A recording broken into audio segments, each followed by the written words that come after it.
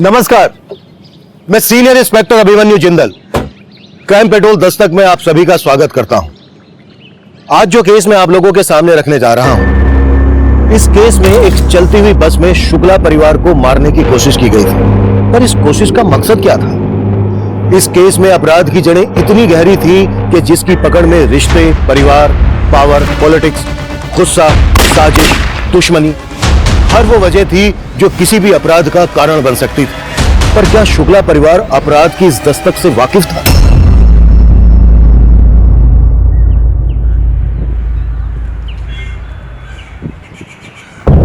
भैया जी, 12 बजे जो बबली भाभी का रैली है ना, उसका पूरा इंतजाम हो गया है। वो फूल वाला आ गया है, ये रखो और भैया जी के लिए पानी गर्म करो। और उसका सब तैयारी हो गया है, वो फूल आ गया है, कुर्सियां हो गया है, वो टेंट वाला हो गया है, वो जो बड़ा वाला झंडा कहते हैं वो भी हो गया है। अरे बहू का भाषण सुने का बोलने वाली है? वो तो विष्णु बाबू देख रहे हैं ना। वो बड़का का देखेगा, बैल बुद्धि है साला। हमारा बबलू होता तो कोनो चिंता ही नहीं रहता। कहाँ भैया जी, बबलू बाबू से सुबह ही बात हुई। प्रचार तो क्या, वो तो वोट डालने भी नहीं आ रहे हैं। उनका वकालत के चक्कर में बबली भाभी का एक वोट ही कम हो जाएगा। उगता सूरज है, हम उजाला लाने आए। ये उगता सूरज सिर्फ हमारा चुनाव चिन्ह ही नहीं, बल्कि हम सबका भाग्य भी है। ये उगता सूरज हर घर आंगन में रोशनी लाएगा और इसकी चमक से हमारे विरोधियों की आंखें चौंधे आ जाएंगी। इसलिए उगता सूरज के बटन को दबाएं और बस उतर गया ना गाड़ी पटरी से तुम्हारा। ऐसे अटक अटक के बोलोगे ना तो जो नेता लोग है ना विरोधी, नीचे हकली नेता लिख के ना तुम्हारा वीडियो वायरल कर देंगे, फिर बन जाएंगे विधायक। चलो कॉन्फिडेंस लाओ, थोड़ा फिर से बोलो। भैया कॉन्फिडेंस लाने से कुछ नहीं होगा। राजनीति ना खून में होती है। अगर कोई भी भाषण रटने से नेता बन जाता तो तोता भी मंत्र रट के पंडित बन जाता ना, है ना? थोड़ा कम बोला करो पुष्पा। ननद भाभी को प्रोत्साहित नहीं करेगी तो गढ़ जीत कर भी शुक्ला परिवार अंदर से हार जाएगा। तुम तैयारी करो। बाबूजी नाश्ता ले आए। नाश्ता वास्ता तुम रहने दो, अब चूल्हा चौकी पुष्पा को करने दो। विदा होके जाएगी तो ससुराल में काम आएगा। चूल्हा चौकी तो बाबूजी पुष्पा सीख ही लेगी, लेकिन हमको लगता है कि आप हमको चूड़ी पहना के घर में बिठाने का पूरा मन बना चुके हैं। सर नंबर हमारा था, लेकिन ये महिला आरक्षण के चक्कर में इनको नेतागिरी सिखा रहे हैं बैठ के यहाँ पर। इस बारे में जितना बहस करना था वो हो चुका, अब घुंघरू फोड़ के क्या फायदा। बहू का रैली का तैयारी करो। भूषण जी लिस्ट निकालो।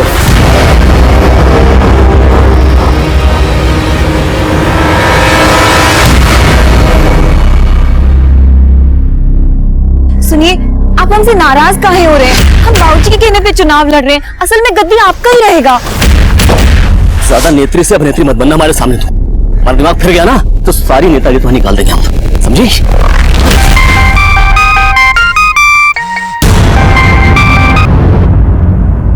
हाँ बोलो। विष्णु जी, हमको आपसे जरूरी बात करनी है। तो अभी हम तुम्हारा कविता पाठ सुनने के मूड में है नहीं बिल्कुल। बाद में फोन करना। अरे अगर हमें कविता सुनानी होती तो हम आपको मैसेज नहीं करते। देखिए बात गंभीर है, हमको अभी आपसे मिलना पड़ेगा। देखो कहे थे ना वोटिंग के बाद मिलेंगे तो मिलेंगे, बाद में कॉल करना। रखो।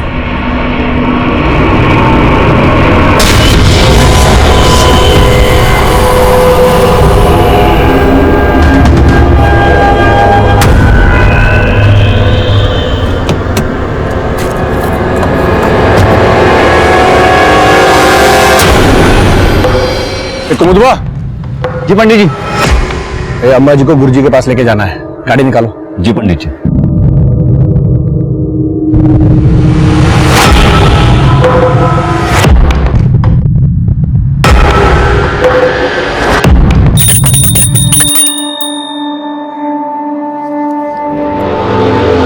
अरे भाई सुनीता, अरे ऊपर वाले के चक्कर में नीचे वालों को मत भूल जाना। देखो हम छूइएगा नहीं, व्रत लिए हैं। गुरुजी ने हमसे कहा है कि इस बार हमारा संकल्प पूरा हो गया तो सबका पोल पट्टी खुल जाएगा। अरे वो गुरुजी तुमको चूना लगा रहा है। अरे जाने वाला तो चला गया सुमिता, अब तू कहाँ अपनी जान जला रही है? चलते तो रोज ही हैं। जब तक हमने मुन्ना बेटे के कातिलों का पता नहीं चल जाता, हम चैन से नहीं बैठेंगे।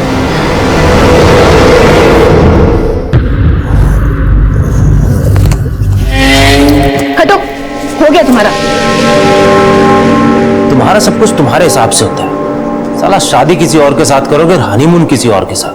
वो क्या है ना, टूर्नामेंट से पहले नेट प्रैक्टिस अच्छा होना चाहिए, नहीं तो साला सुहाग रात को अच्छे से परफॉर्म नहीं किए ना तो शुक्ला परिवार का रेपुटेशन खराब हो जाएगा। सही बोलती हो, साला खून में ही राजनीति है। लेकिन वो तुम्हारी बबली भाभी, वो तो तुमको पानी पानी कर दी। जीतेगी भाई जीतेगी, जीतेगी भाई जीतेगी, जीतेगी भाई जीतेगी, जीतेगी भाई जीतेगी, जीतेगी भाई जीतेगी, जीतेगी भाई जीतेगी। हमारे विष्णु भैया को तो तुम्हारे बाबूजी बबली भाभी की पूंछ बना दी है। तुमको क्या लगता है तुम्हारी बबली भाभी मृगननी के आगे टिक सकती है? हमारी नेता कैसी हो? हमारा नेता कैसी हो? हमारा नेता कैसी हो? हमारा नेता कैसी हो?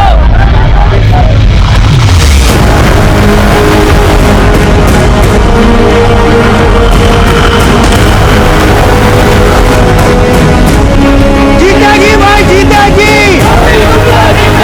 जीतेगी भाई जीतेगी, जीतेगी भाई जीतेगी।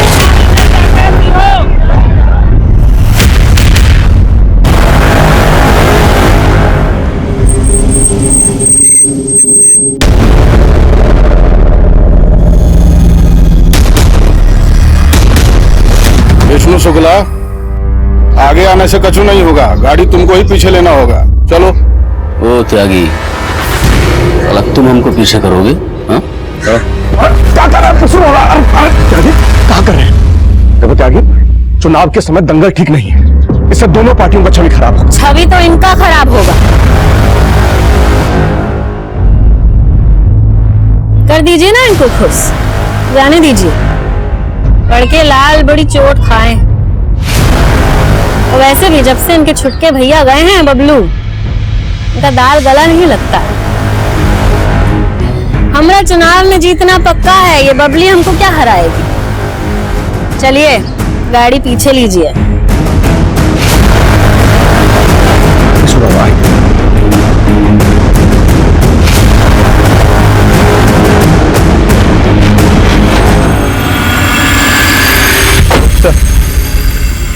लाश का चेहरा बुरी तरह कुचला हुआ है, बॉडी पे कोई आई कार्ड या कुछ भी ऐसा नहीं मिला जिससे इसकी पहचान हो सके।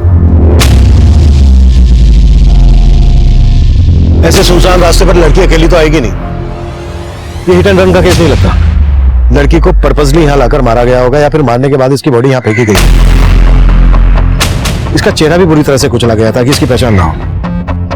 आसपास के पुलिस स्टेशन से पता करते हैं, कहीं ना कहीं तो इसकी मिसिंग कंप्लेंट जरूर फाइल हुई है। जल्दी पता करो, चुनाव का टाइम हो सकता है किसी राजनीतिक रंजिश की वजह से इसका मर्डर हुआ हो। एक तो बहू को डरा के रखा है और अब रैली में त्यागी से भिड़ गया। बबलू को बुलाने के लिए मनाना ही पड़ेगा। घर में देवी के सामने इज्जत की ऐसी की तैसी हो रही है। ये भानु प्रताप शुक्ला है ना, हमारा बहुत शोषण कर रहे हैं। बाबूजी से सीधे भानु प्रताप शुक्ला, पहले कहते इतने मत चढ़ाइए कि मुंह से जहर निकले। और उनके मुंह से 24 घंटे बबलू बबलू बबलू निकलता रहता, सुन सुन के कान पक गए हमारे। अब है 12 बंकी के भावी विधायक हम।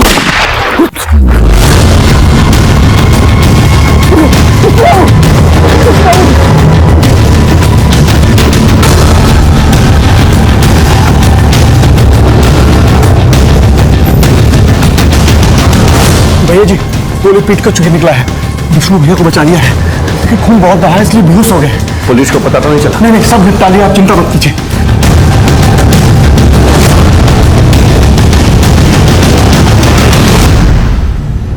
फोन लगा बबलू को। बताओ क्या हुआ उसके भाई के साथ, समझाओ उसको। वकालत वो अगले साल भी कर सकता है, यहां उसका ज्यादा जरूरत है।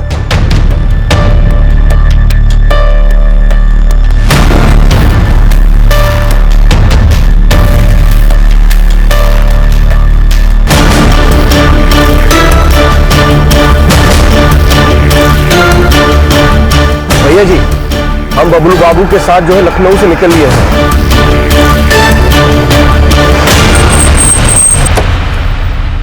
सर, लखनऊ में गायत्री पांडे नाम की लड़की की एक मिसिंग कंप्लेंट मिली।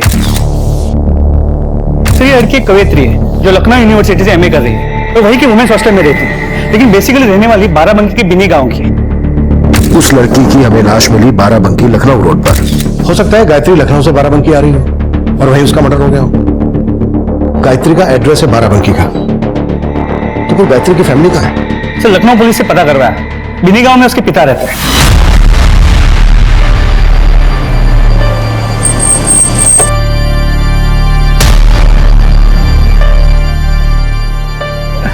नहीं, गले लग। कैसे है? ठीक है बाबू साहब। विष्णु भैया कहाँ है? कैसे है बाबू? भैया वो तो बबली भाभी से फोन करके पूछना पड़ेगा ना। अब चुनाव के साथ साथ उन पर पति को संभालने की जिम्मेदारी भी बढ़ गई है। और अम्मा, वो कहाँ है? अम्मा तो विष्णु भैया की सलामती के लिए गुरुजी के पास गई है। उन्हें लगता है कि जिसने मुन्ना भैया को मारा है वही विष्णु भैया को भी। अरे उसका तो दिमाग खराब हो गया है। वैसे विष्णु ठीक है, और अब तू आ गया है ना, तो तेरी बबली भाभी की जीत पक्की। जी बाबू जी। चल चल, अंदर अंदर अंदर अंदर चल।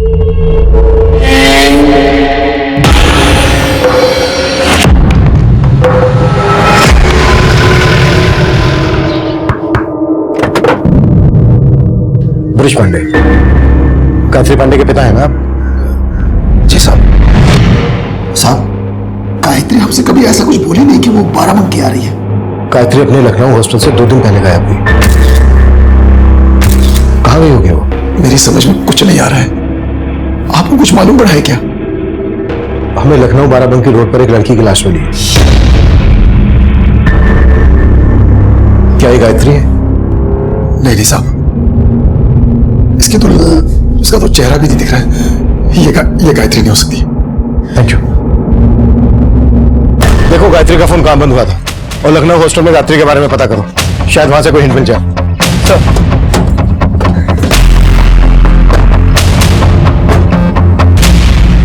मृणैनी, हमको मालूम चला है कि भानु प्रताप का छोटा बेटा बबलू लखनऊ से वापस लौट आया है। जानते हैं,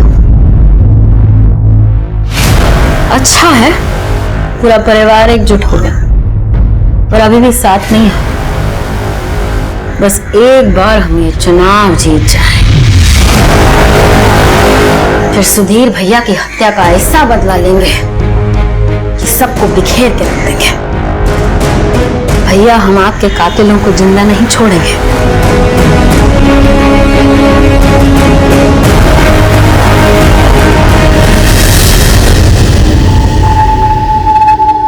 तेरे बेटे मुन्ना के कातिलों के बारे में भी पता चलेगा और विष्णु के ऊपर गोली चलाने वालों के बारे में भी, और तुम्हारे सारे शत्रुओं का नाश होगा। पर इसके लिए तुम्हें हमारे बताए गए नियम और कायदा पर चलना पड़ेगा। आप जैसा बोलेंगे वैसा ही करेंगे।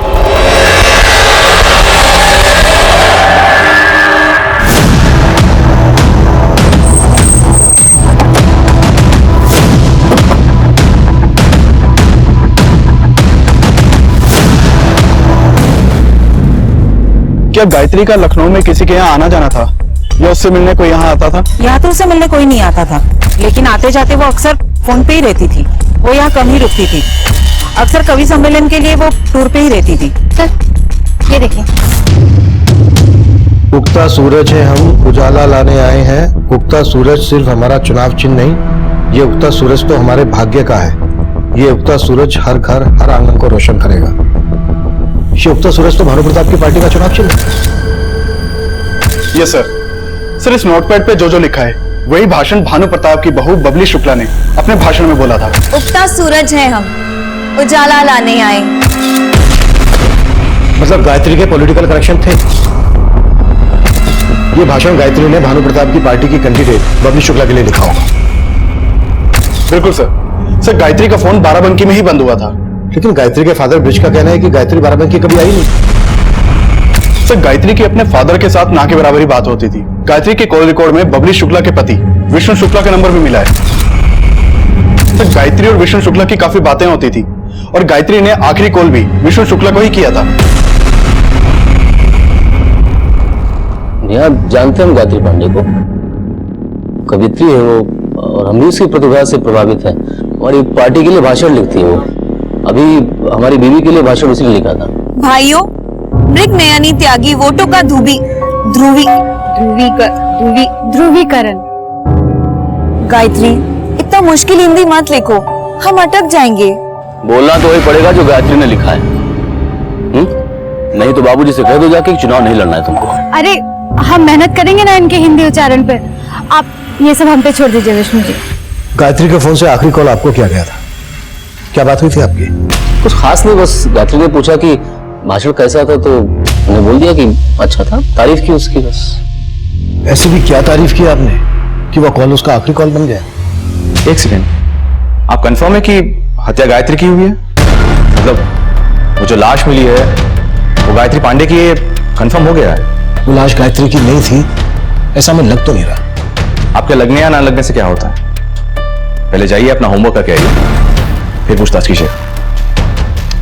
होमवर्क तो हम कर ही लेंगे। तुम लखनऊ से लॉ कर रहे हो ना, और गायत्री पांडे भी लखनऊ से ही पढ़ रही थी। आप कहना क्या चाहते हैं? हमने गायत्री को मार दिया?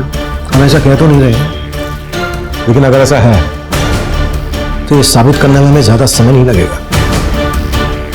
चलते हैं।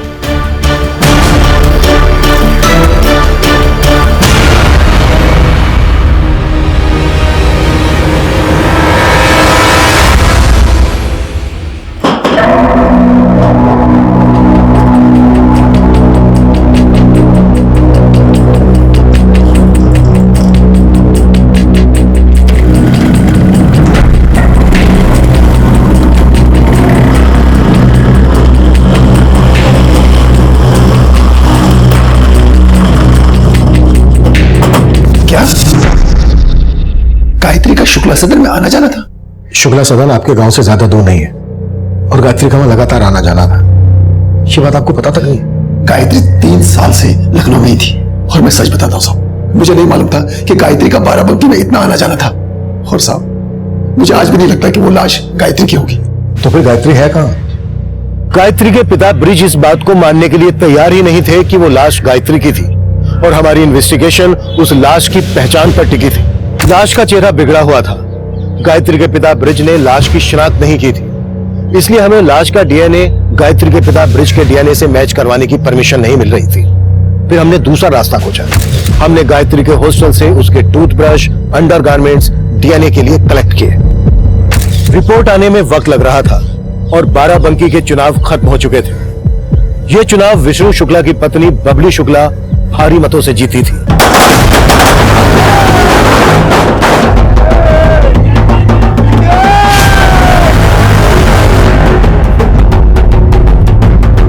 बबली शुक्ला की जीत कई लोगों की जिंदगी में कई तरह के असर डाल रही थी।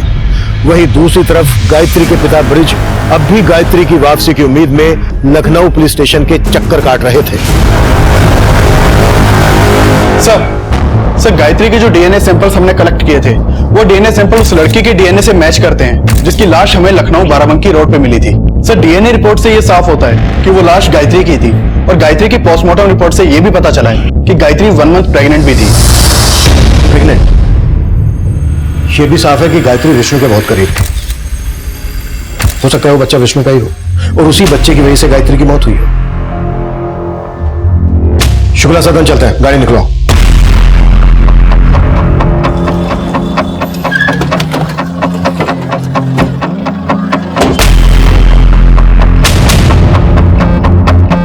साहब विष्णु भैया और सारा परिवार चुनाव जीतने की खुशी में कुलदेवी के मंदिर गए हैं। वो लोग रात तक ही वापस आएंगे। ठीक है, कर लेने दो दर्शन। वैसे भी इन्हें ऊपर वाले की बहुत जरूरत पड़ने वाली है। तब तक हम गायत्री के बाप से मिलते हैं। चलो।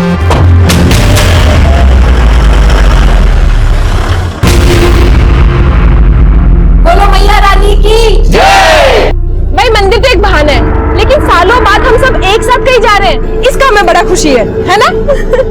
भाई हम सब एक साथ तो है, लेकिन हमको अभी भी लगता है कि हम एकजुट नहीं हैं। बाबूजी, हम जानते हैं कि आपका इशारा हमारी तरफ ही है, लेकिन अब हम जो कहेंगे वो सच कहेंगे और दिल से कहेंगे। अब हम आप सबसे विदा लेने वाले हैं। आपने हमारी शादी जो पक्की कर दी है, और जाते जाते हम यही कहेंगे कि हमें बबली भाभी की जीत से बहुत खुशी है। और विष्णु भैया, आप भी ना सारे गिले शिकवे दूर करके बबलू भैया की शादी में लग जाइए। जब इन्होंने अपनी दुल्हनिया खुद ढूंढ ली है तो बजाय सुनाइए आप लोग।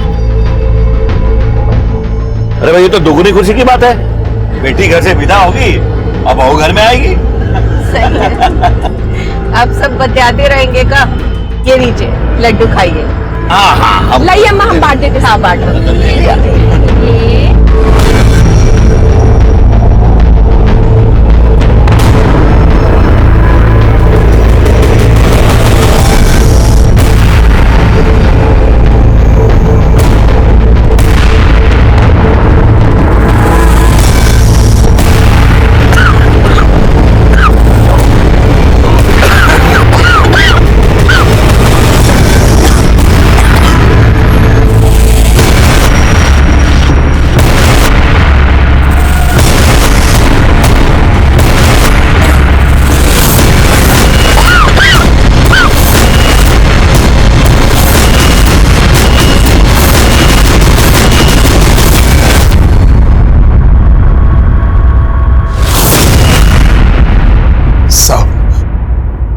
माना कि आपका दावा सही था, लेकिन आप ही सोचिए, एक बाप अपनी बेटी के बारे में कैसे सोच सकता है?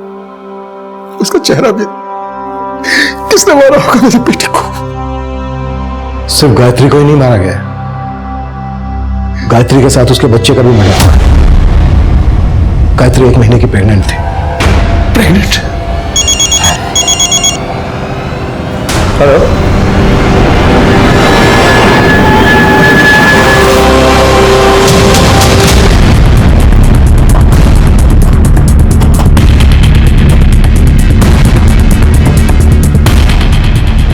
साहब, बस में सभी लोग कुलदेवी मंदिर जा रहे थे।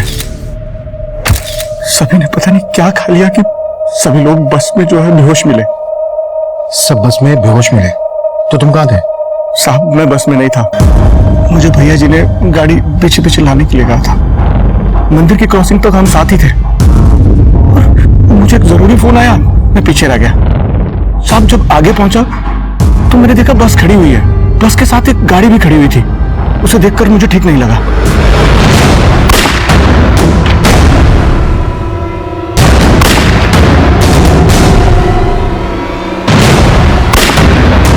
कौन था वहां? सब वो तो पता नहीं, सबने मुंह ढके हुए थे, लेकिन सबके हाथ में गन्स थी। सबके हाथ में गन्स थी, पर बस में तो सबके मुंह से झाग निकल रहे थे। साहब, ये बात मेरी भी समझ में नहीं आया कि ये सब उन्होंने कैसे सब बस में पुष्पा भी थी, लेकिन जब मैं वहां पहुंचा तो पुष्पा गायब थी। पुष्पा, भानु प्रताप की बेटी? क्या उन आदमी ने पुष्पा को किडनैप किया? उन लोगों के साथ पुष्पा को नहीं देखा, लेकिन पुष्पा बस में भी नहीं थी।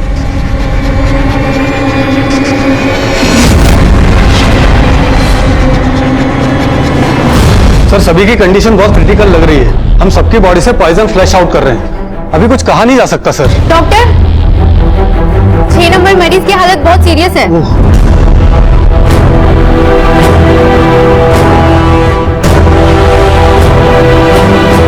सर, विष्णु शुक्ला ने दम तोड़ दिया। उसके घर के बाकी लोगों की हालत भी काफी सीरियस है। सर, अब तक तो हम ये सोच रहे थे कि इस गायत्री के मर्डर में विष्णु इन्वॉल्व है, लेकिन यहाँ तो विष्णु और उसके पूरे परिवार को मारने की साजिश हुई है। लेकिन घर की बेटी पुष्पा गायब है, और भूषण का कहना है कि उसने बस के पास लोगों को देखा था जिनके हाथों में गन्स थी, लेकिन शुक्ला परिवार को पॉइजन दिया गया है। मुझे इस भूषण के बयान पे डाउट हो रहा है। दिनेश, तुम क्राइम सीन पर जाओ। सर,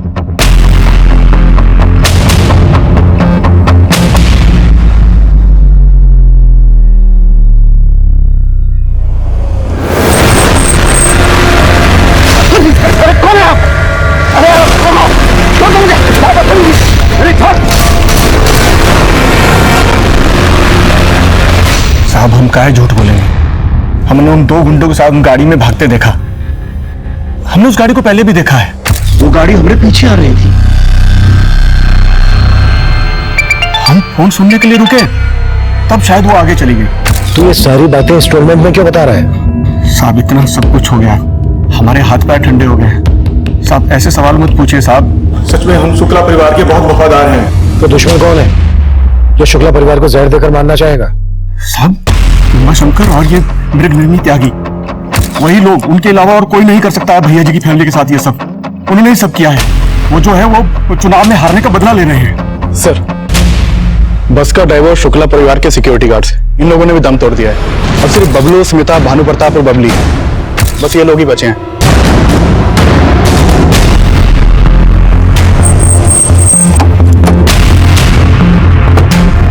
कुछ मिला?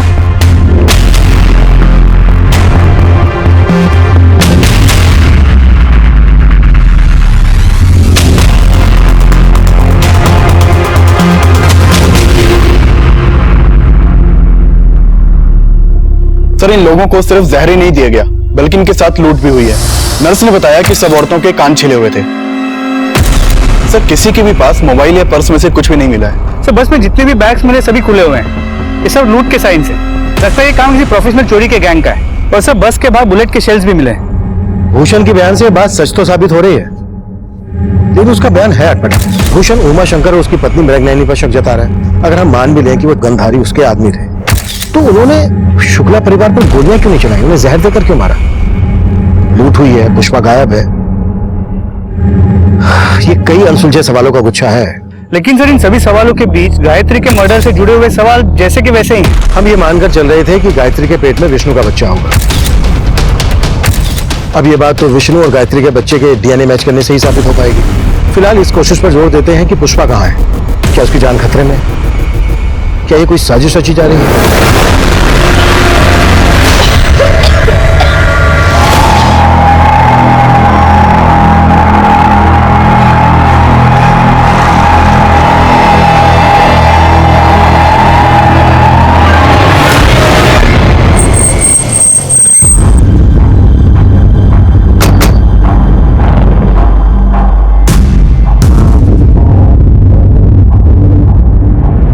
अभी कुछ दिन पहले आप सुधीर त्यागी के मर्डर का आरोप भानु शुक्ला पर लगा रही थी।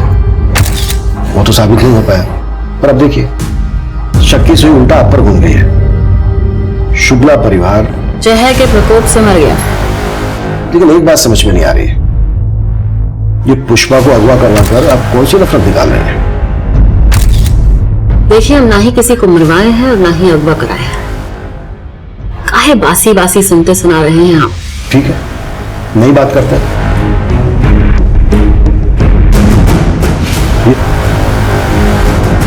इस लड़की को पहचानती हैं आप? इसका कविता गोष्ठी सुना है और इसको मारा कौन है तो जानते होंगे आप। अच्छा है, इतना सब तो जानती हैं आप। इंस्पेक्टर, काहे टाइम बर्बाद कर रहे हैं? जाइए अपना टाइम कहीं और लगाइए। 2 नकाबपोश भेजे थे आपने शुक्ला परिवार को मरवाने के लिए। जैसे ही वो हमारी पकड़ में आ गए, सीधा अंदर जाएंगे आप। चलते हैं।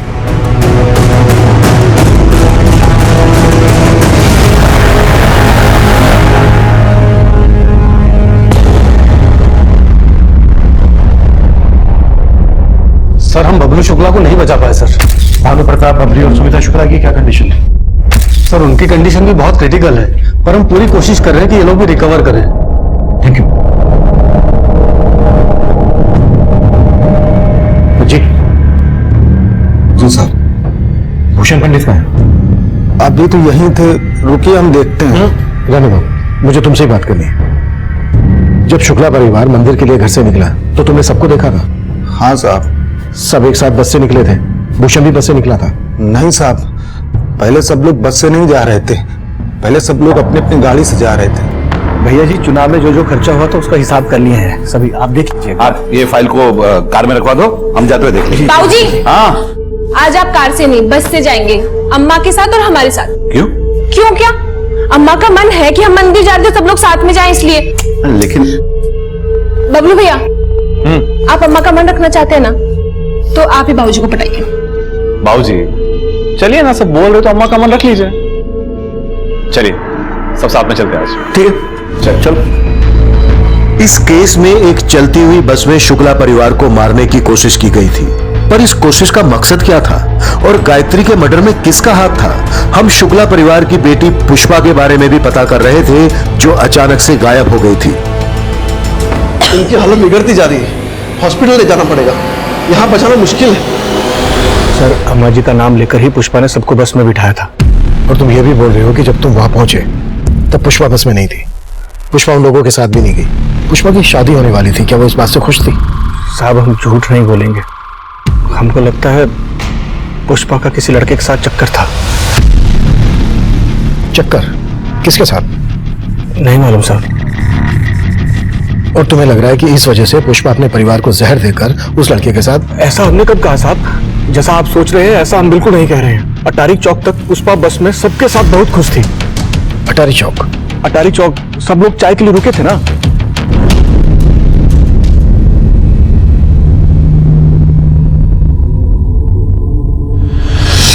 तुम बोल रहे थे कि एक गाड़ी तुम्हारा पीछा कर रही थी, तो वो गाड़ी भी वहां रुकी होगी।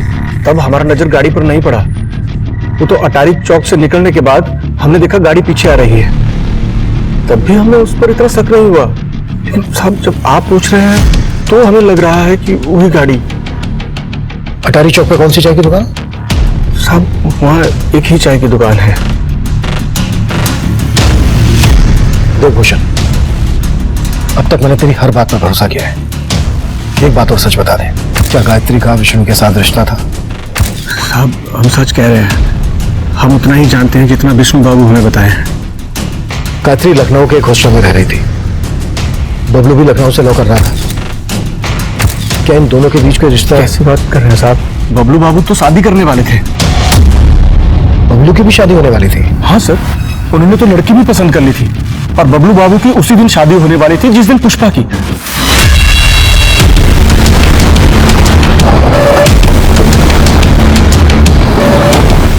हाँ साहब, शुक्ला जी और उनका परिवार आया था, वो लोग चाय पी और फिर चले गए। और यहाँ से चाय पी के निकलने के बाद 7 किलोमीटर आगे सभी के मुंह से झाग निकल रहा था। क्या मिलाया था चाय में? साहब, हम क्यों मिलाने लगे चाय में कुछ? देखो, अगर कुछ भी छुपा रहे हो अभी के अभी बता दो, वरना बहुत भारी पड़ेगा तुम्हें। साहब, हम क्यों छुपाने लगे? हमको क्या गरज पड़ी है छुपाने की? हमने हाँ, याद आया साहब, उनके आने के बाद 2 लोग आए थे। 2 लोग आए थे और उनमें से एक आदमी के पास शायद पिस्तौल जैसा कुछ था।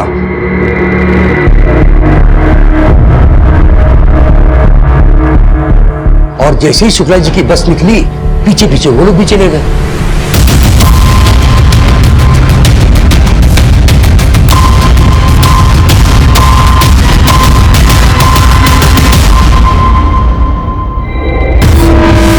उस एसवी का नंबर फेक था। उन लड़कों के चेहरे सीसीटीवी में कैप्चर हो गए थे और जल्द ही खबरियों से हमें उनका पता चल गया।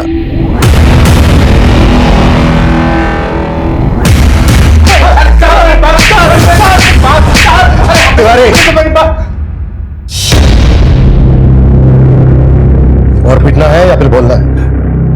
बताता हूँ साहब, बताता हूँ साहब। उस दिन लगातार हम लोग बस का पीछा कर रहे थे साहब। सोचा था कि समय मिलेगा तो सबको मार देंगे साहब, लेकिन देखा कि एक जगह आगे जाके गाड़ी रुक गई थी साहब।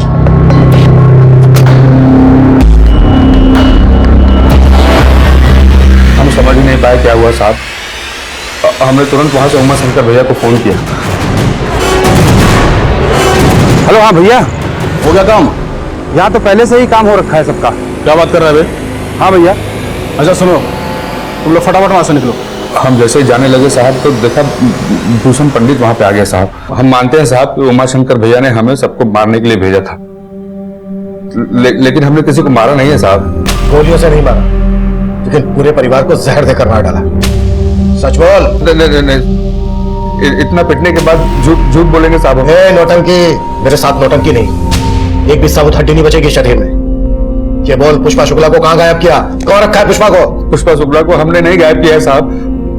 बल्कि जब हम वहां पहुंचे तो देखा कि वो किसी लड़के के साथ जा रही है साहब। शुक्ला परिवार को सिर्फ मारा ही नहीं गया, लूटा भी गया। उनके मोबाइल फोन, पर्स, गहने सब गायब है। हमने चुराया है साहब, लेकिन हमने किसी को मारा नहीं है साहब। आगे की कहानी तुम्हारा बाप उमा शंकर पूरी करेगा। आगे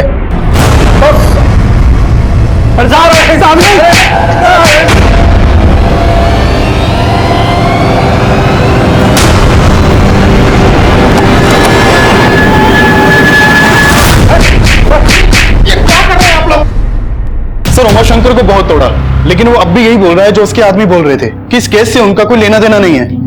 सर पुष्पा के कॉल रिकॉर्ड चेक किए। एक समीर नाम के लड़के के साथ उसकी काफी बातें होती थी। सर समीर के डिटेल्स, घटना वाले दिन इन दोनों के बीच काफी सारे कॉल्स एक्सचेंज हुए थे और उस दिन के बाद से ये समीर भी गायब है। इस समीर का पुष्पा से क्या कनेक्शन? सर बॉयफ्रेंड गर्लफ्रेंड वाला कनेक्शन। दोनों कॉलेज में साथ में पढ़ते थे।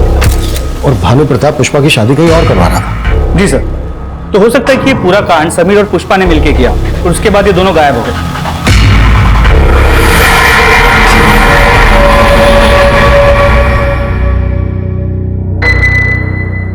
भाई साहब, इनका इलाज तो हो गया, अब ये खतरे से बाहर है।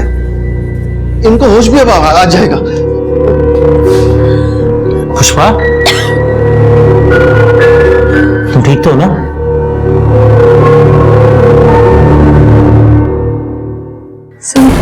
समीर, आप लेटे रहिए, आप लेटे रहिए। आपको भी आराम की जरूरत है। आपको जहर दिया गया था, खतरे से बाहर हो। इसका हेल्थ बुलेटिन बाद में सुनाना, फीस नहीं चाहिए थी, है ना?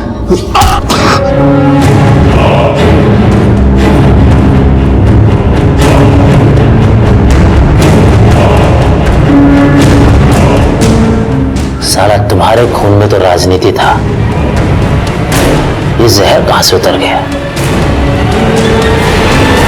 गायत्री पांडे की हत्या से शुरू हुआ यह केस शुक्ला परिवार को दिए जहर की पहेली में उलझ कर रह गया था। अब समीर भी हमारा सस्पेक्ट था। तब हम ये मानकर चल रहे थे कि पुष्पा अपनी मर्जी से समीर के साथ भागी होगी, क्योंकि पूरे परिवार को जहर देना अकेले समीर के बस की बात नहीं थी। जहर पुष्पा को भी दिया गया था और इस केस का अगला घुमाव हमारी सोच से भी परे था। जिस तरह पुष्पा का कनेक्शन समीर के साथ था, उसी तरह हो सकता है इस काम का कनेक्शन बबलू से हो। बबलू के बारे में सब कुछ पता करो। बबलू और पुष्पा की जिनसे शादी होने वाली थी, उन्हें मिलने के लिए बुलाओ। Okay sir. सर अब तक हम लोग ये मान रहे थे कि गायत्री के पेट में जो बच्चा है वो विष्णु का है, लेकिन उस बच्चे का डीएनए विष्णु के डीएनए से मैच नहीं करता। मतलब गायत्री की जिंदगी में कोई और लड़का था जिसने उसको प्रेग्नेंट किया? सर गायत्री के हॉस्टल वार्डन ने बताया था कि अक्सर रात में गायत्री हॉस्टल नहीं आती थी। उसके पिता ने भी यही कहा था कि बाराबंकी में होते हुए भी वो उससे मिलती नहीं थी। लेकिन गायत्री के कॉल रिकॉर्ड में विष्णु के अलावा ऐसा कोई भी सस्पेक्ट नहीं मिला जिसने उसे प्रेग्नेंट किया। अब तक हम ये मानकर चल रहे थे कि गायत्री का यहाँ बाराबंकी में शुक्ला परिवार के यहाँ आना जाना था, और अब लग रहा है कि उसका यहाँ बाराबंकी में किसी और के यहाँ भी आना जाना था। बाराबंकी में जितने भी गायत्री के दोस्त हैं, रिश्तेदार हैं, सबसे मिलो। गायत्री से जुड़ी हर बात हमें पता होनी चाहिए। सर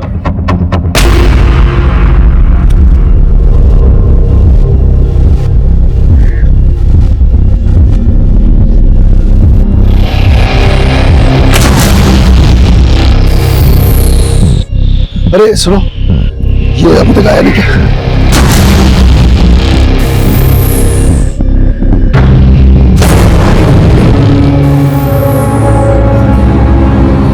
खा लो। खोल हमको। तुमको खोल दिए ना, तुम भाग जाओगे। हमारा विश्वास करो, हम कुछ नहीं किए। हमको खोल कुत्ते, नहीं तो चीर कर चार कर देंगे। बोल रहे हैं चिल्ला जितना चिल्लाना है। जब भूख लगेगी ना तो नानी याद आ जाएगी। तो तुम पुष्पा के साथ शादी करने वाले थे? हाँ सर, मैं बब्बू से प्यार करती थी और बब्बू भी यही चाहता था। हमारी शादी उस दिन। बबलू की बहन पुष्पा की शादी तो कई महीने पहले ही फिक्स हो गई थी। बबलू तुमसे उसी दिन शादी क्यों करना चाहता था? सर वो कह रहा था कि उसके पापा चाहते हैं कि जिस दिन उनके घर से बेटी जाए उसी दिन उनके घर में बहू आए। सर हमको नहीं लगता कि भैया जी की ऐसी कोई इच्छा थी। वो तो बबलू बाबू के अफेयर के बारे में जानते भी नहीं थे। अचानक से बबलू बाबू ने जो है भैया जी को अदिति के बारे में बताया। हमने अपने लिए एक लड़की पसंद की है और हम चाहते हैं कि पुष्पा की शादी वाले दिन हमारी भी शादी हो जाए। इन साहब, एक बात है जो बताना चाहते हैं आपको। कैसी बात? भैया जी का एक ड्राइवर था, कुमुद नाम है उसका। बबली भाभी के इलेक्शन जीतने के बाद अचानक से वो एक दिन हमारे पास आया और बोला कि पंडित जी वो हमें गांव जाना है, छुट्टी चाहिए। और छुट्टी नहीं पंडित जी, गांव में कुछ काम है, हमें काम छोड़ना है। साहब कुमुद ने कहा कि वो गांव जाकर खेती करना चाहता है। उसने अपना हिसाब किया और चला गया। उसके जाने के 4 दिन बाद ही ये कांड हुआ है। ये बात तुमने पहले क्यों नहीं बताई हमें? साहब कुमुद मेरे दिमाग में आया ही नहीं। पांडे, कुमुद का फोन नंबर और एड्रेस ले लो इनसे। साहब चलिए। ठीक है सर।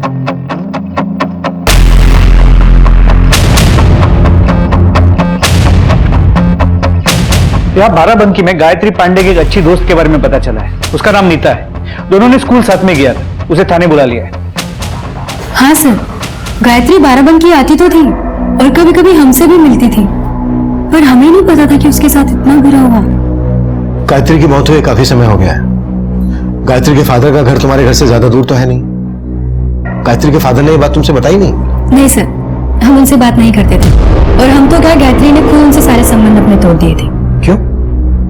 I mean, ऐसा क्या हो गया था जिस वजह से गायत्री ने अपने फादर से सारे संबंध तोड़ दिए? सर जब आप इतना घिनौना हो तो कौन उससे संबंध रखेगा? गायत्री सिर्फ 14 साल की थी जब उसकी माँ गुजर गई और उसके बाद से उसके पापा उसके साथ।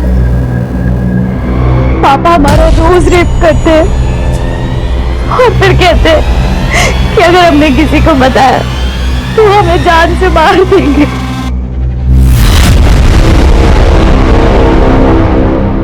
सर वो घुट रही थी और हम उसकी चाहकर भी कोई मदद नहीं कर पा रहे थे, और फिर हमारे स्कूल फ्रेंड ने उसकी मदद की। कौन फ्रेंड? समीर, वो उसे अपनी छोटी बहन मानता था। समीर? कहीं तुम इस समीर की बात तो नहीं कर रही हो? हाँ सर, ये समीर। गायत्री, तेरे साथ इतना सब कुछ होगा तू चुप है? तुम्हें तो उस अपने कमीने पाप को अंदर करवा देना चाहिए था। हम ऐसा कर सकते थे समीर भैया, लेकिन अगर हम ऐसा करेंगे तो सब हमारा परित्याग कर देंगे। सब आपके और नीता जैसे नहीं होते। अब वक्त आ गया उसका परित्याग करने का। सर समीर ने गायत्री को बहुत मोटिवेट किया और फिर गायत्री लखनऊ के एक हॉस्टल में शिफ्ट हो गई।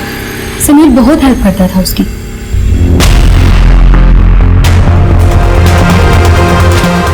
साहब वो लड़की झूठ बोल रही है, झूठ बोल रही है साहब।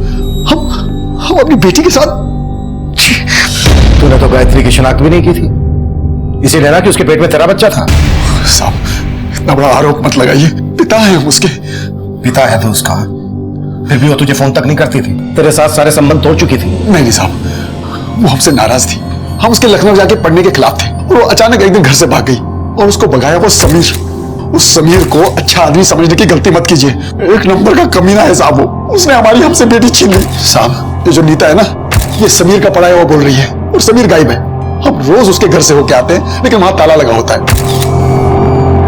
और जो बच्चा है ना वो समीर का ही होगा। अगर तुझे ये लगता है कि वो बच्चा समीर का होगा तो तूने समीर का नाम पहले क्यों नहीं लिया? अपनी मरी हुई बेटे का और बदनाम नहीं करना चाहते थे। हमने कुछ नहीं किया सर, कुछ नहीं किया। तो नीता ने कहा था कि समीर गायत्री को अपनी बहन मानता है, लेकिन यहाँ ब्रिज कह रहा है कि गायत्री के पेट में जो बच्चा है वो समीर का है। अगर ब्रिज की बात सही माने तो फिर नीता झूठ बोल रही है। इस नीता पे नजर रखो और कैसे भी करके ये पता लगाओ कि समीर कहां मिलेगा। एक बार समीर हमारे हाथ लग जाए फिर पता चल जाएगा कि सच कौन बोल रहा है और झूठ कौन बोल रहा है। सर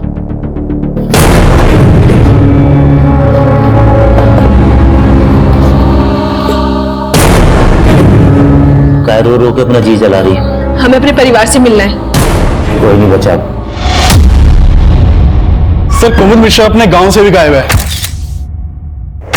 और उसका फोन उस हादसे के 2 दिन पहले से ही बंद है जब शुक्ला परिवार को जहर दिया गया था। इस कुमुद का समीर के साथ क्या कनेक्शन है? सर कुमुद की कॉल रिकॉर्ड से तो ऐसा कुछ सामने नहीं आया, लेकिन कुमुद मिश्रा की विशंबर दास नाम के आदमी से काफी बातें होती थी। है कौन ये विशंबर दास? साहब विशंबर दास तो अम्मा जी के गुरुजी का नाम है। गुरुजी। हाँ साहब, कुलदेवी के मंदिर के पास ही तो उनका डेरा है। उस दिन शुक्ला परिवार गुरुजी के आमंत्रण पर ही मंदिर जा रहा था।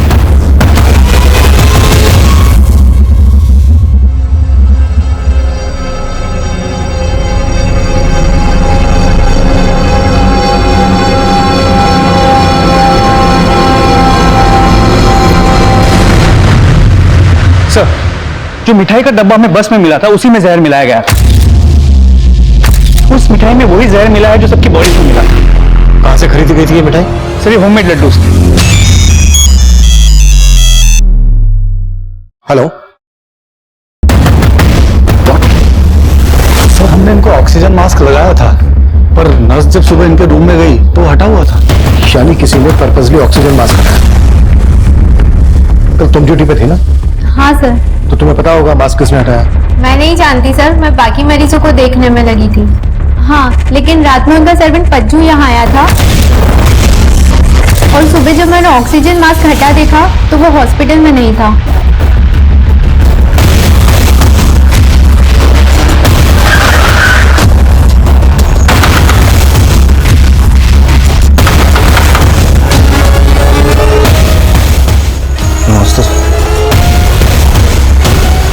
साहब, पहले रात में हम वहां थे, उसके बाद हम यहाँ आ गए।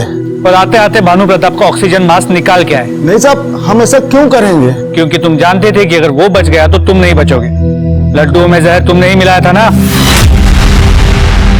नहीं साहब, इन्होंने कुछ नहीं किया। वो लड्डू तो माँ जी ने खुद ही बनाए थे और प्रसाद तो माँ जी खुद ही बनाती थी साहब। गलती से भी किसी का हाथ लग जाए तो। विमला, प्रसाद के लड्डुओं का हाथ कैसे लगाया तूने? साहब, उस दिन के बाद हमने प्रसाद छूने की गलती नहीं की साहब। डॉक्टर, अब सिर्फ सुमिता और बबली शुक्ला ही बचे हैं। हमारे इनसे बात करना बहुत जरूरी है। ये दोनों अपना बयान देने की हालत में कब तक आ जाएंगे? सर, सुमिता शुक्ला की हालत अभी भी बहुत क्रिटिकल बनी हुई है। कई वाइटल ऑर्गन्स रिस्पॉन्ड नहीं कर रहे हैं, पर हम उम्मीद करते हैं कि बबली शुक्ला जल्दी होश में आ जाएगी। ठीक है, थैंक यू डॉक्टर। सर, कुमुद और विशंबर दास, इन दोनों की बैंक स्टेटमेंट चेक की मैंने, काफी कुछ मिला दोनों के खिलाफ।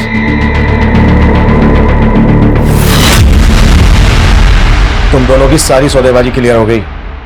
अब बोल क्या चक्कर है? या फिर साहब, मैं बता रहा हूं साहब, कुमुद की वजह से ही मैं सुमिता शुक्ला को ठग रहा था। 6 बरस पहले वो अपने बेटे मुन्ना का कातिल का पता लगाने के लिए उत्सुक थी और उसी बात का फायदा उठाकर कुमुद उसे हमारे पास लेकर आया। अब कुमुद मुन्ना के बारे में जो हमको बताया था, हम सुमिता को वही बताते थे और उसे लगता था कि हम कोई अंतर्यामी है। वो प्रसाद के जिन लड्डुओं का भोग लगा के गई थी, जहर मिला था उनमें। ऐसा भी क्या भोग लगाया था तूने?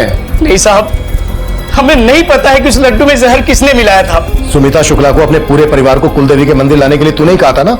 हमने उनसे वही कहा जो कुमुद ने हमको बोला था। अब इसके पीछे कुमुद की क्या मंशा थी हमें नहीं पता साहब। ये कुमुद कहाँ मिलेगा? साहब, अभी ये नहीं पता। अच्छा, अने दिसंबर ने बताया कि सुमिता शुक्ला को लगता था कि उसके छोटे बेटे मुन्ना का मर्डर हुआ है। सुमिता के घर की छानबीन करो और मुन्ना से जुड़ी हर बात पता करो। Okay sir. सर, एक बात पता चली, तिलक नगर पुलिस स्टेशन में इस डॉक्टर चतुर्वेदी की मिसिंग कंप्लेंट फाइल हुई। इसके क्लिनिक के आसपास के सीसीटीवी फुटेज को जब खंगाला तो पता चला इसे किडनैप किया गया है और जिस कार में किडनैप किया गया है वो समीर के नाम पे रजिस्टर्ड है। मतलब इस डॉक्टर का किडनैप भी समीर ने किया है? समीर और कुमुद हमारे प्राइम सस्पेक्ट थे। पुष्पा की भूमिका पर भी हमें शक हो रहा था, लेकिन जहर पुष्पा को भी दिया गया था। डॉक्टर चतुर्वेदी को पुष्पा के इलाज के लिए किडनैप किया गया था और समीर की तलाश गायत्री की प्रेगनेंसी और उसके मर्डर के राज से भी जुड़ी थी। हेलो, कायरो रो के अपना खून पानी कर रही हो, जाने वाले को कोई वापस ला सकता है?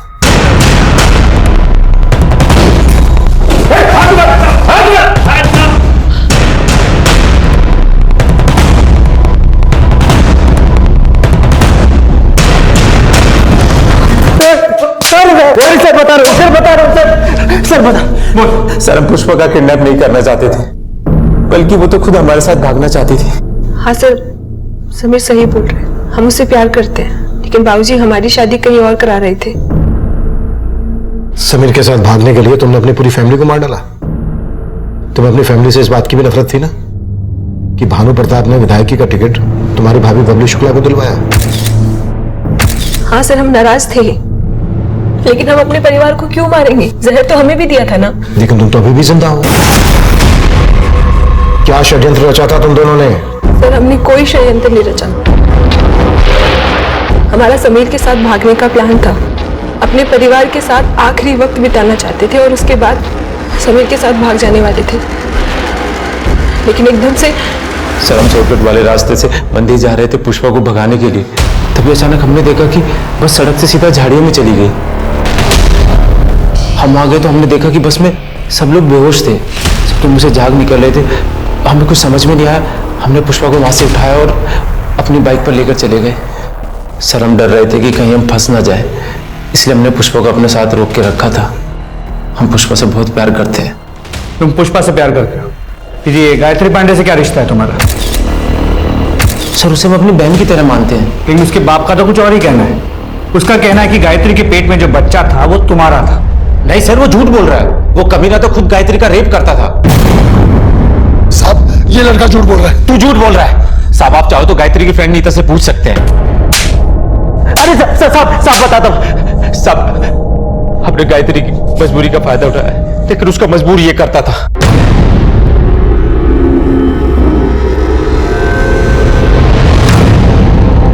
तेरा बाप बहुत कमीना है। मैंने ना ये सब इसमें रिकॉर्ड कर लिया। भैया, अब भैया भैया मत कह। जो तू अपने बाप के साथ कर रही थी ना, वो मेरे साथ भी कर ली।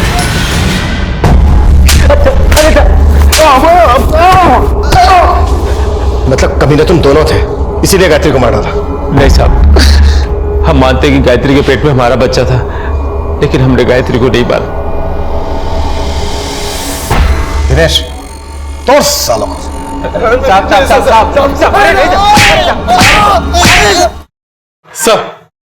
सर, मैंने शुक्ला सदन में छानबीन की तो वहां भानु प्रताप की एक डायरी मिली। तो भानु प्रताप ने अपनी डायरी में कुछ नंबर अजीब नाम से लिखे हुए हैं। जैसे? सर, जैसे 50,000, 30,000, 1 लाख। सर, ये जो 1 लाख लिखा है, ये पज्जू की वाइफ विमला का नंबर है। साहब, इन्होंने भानु प्रताप से 1 लाख रुपया कर्जा लिया था, बस वही वसूलने के लिए वो हमारे साथ।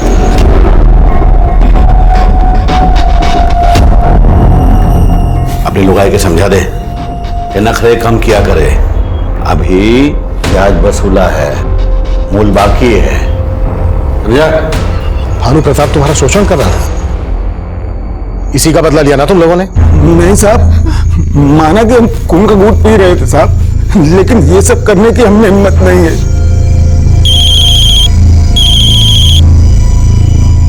हेलो सर, बबली शुक्ला को होश आ गया है। डॉक्टर ने कहा है कि हम उससे मिल सकते हैं। ओके।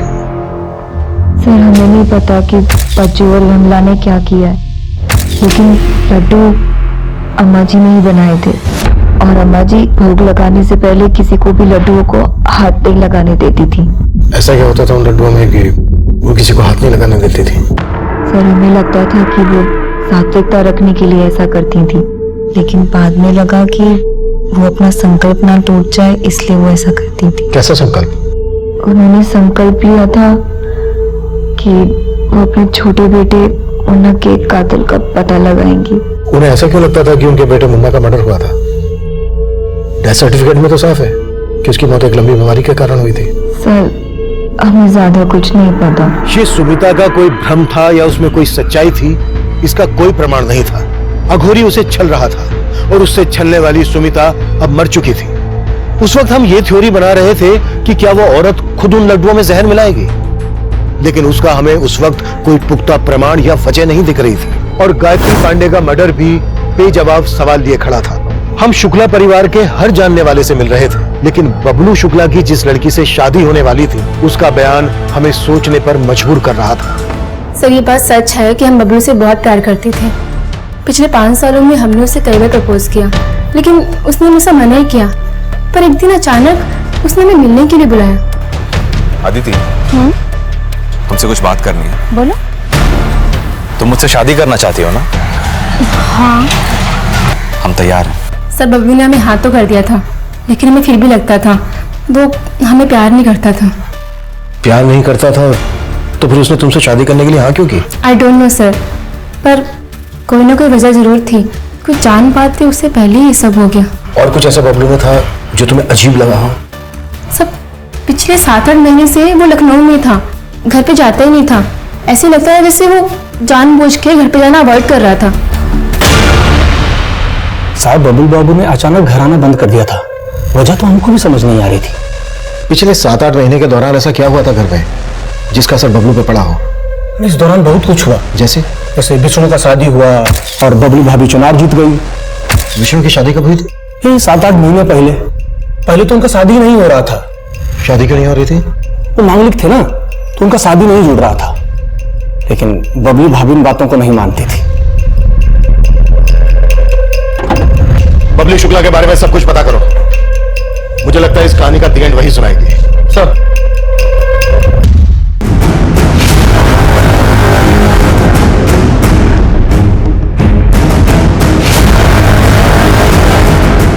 ये क्या बदतमीजी हो रही है? हमें क्यों लाया गया यहाँ पे? क्या हो रहा है ये सब? बिल्कुल बताएंगे, बिल्कुल बताएंगे।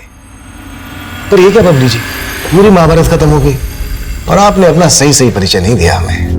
कहना क्या चाहते हैं आप? बबलू से आपका क्या रिश्ता था? आप खुद बताएंगे या फिर हम हमारे तरीके से उगवाए हैं? कुसुम, हमारा कोई रिश्ता नहीं था,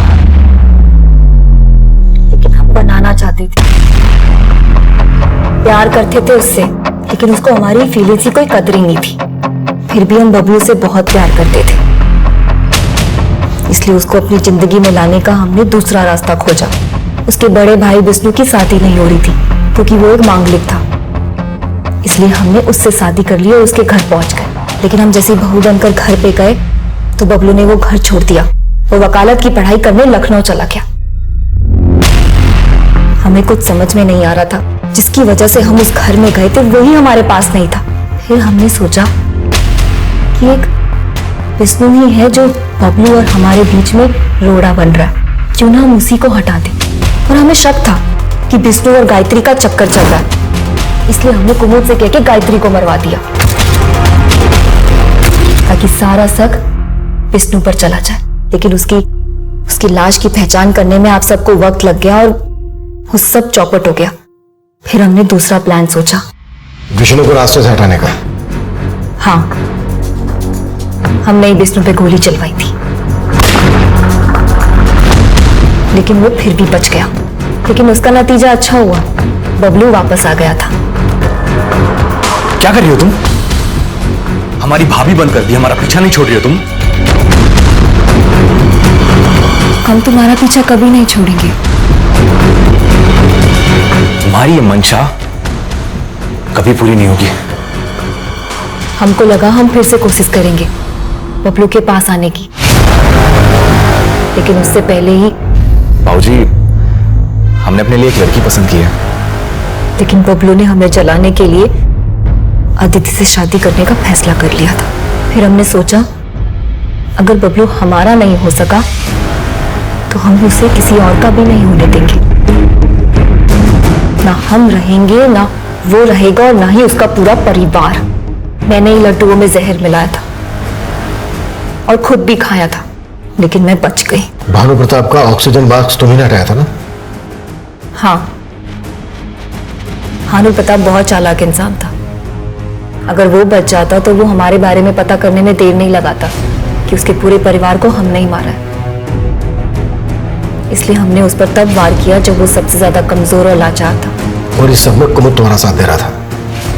गायत्री को भी कुमुद ने मारा ना? हाँ,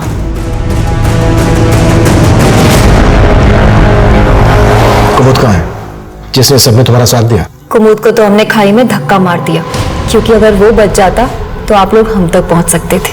अब सर, गेहूं के साथ खून तो पिसता ही है। जिसको हमने अपना माना था वही अपना नहीं हुआ, तो फिर क्या वो और क्या बाकी सब। अब हो गया वो अपना। ये कैसे सोच लिया कि हम तुम तक नहीं पहुंचेंगे? और बिल्कुल सही कहा बबली जी, गेहूं के साथ खून तो पिसता ही है। अब पीसना गेहूं पूरी जिंदगी जेल में।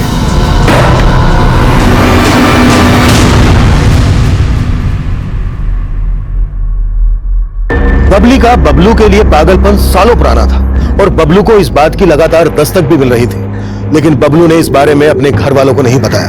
यहां तक कि बबली उसके बड़े भाई विष्णु की पत्नी बनकर उसके घर आ गई, लेकिन बबलू ने इस दस्तक को भी नजरअंदाज किया और अंत में उसका परिवार बिखर गया। वहीं दूसरी तरफ गायत्री को भी उसका पिता ब्रिज और समीर लगातार दस्तक दे रहे थे, लेकिन गायत्री की हिम्मत हमेशा जवाब देती रही और आखिरकार गायत्री बबली की सनक का शिकार बन गई। लोग इस तरह के अपराधों को अपनी जिंदगी में अपने आसपास कई बार देखकर भी अनदेखा कर देते हैं, और जब जब इस तरह की चूक होती है अपराध अपने पांव पसार लेता है।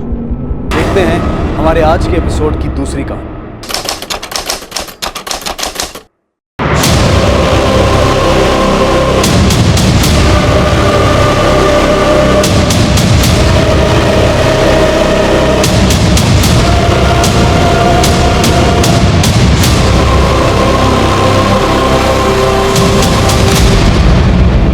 हाँ, यही दरवाजा है।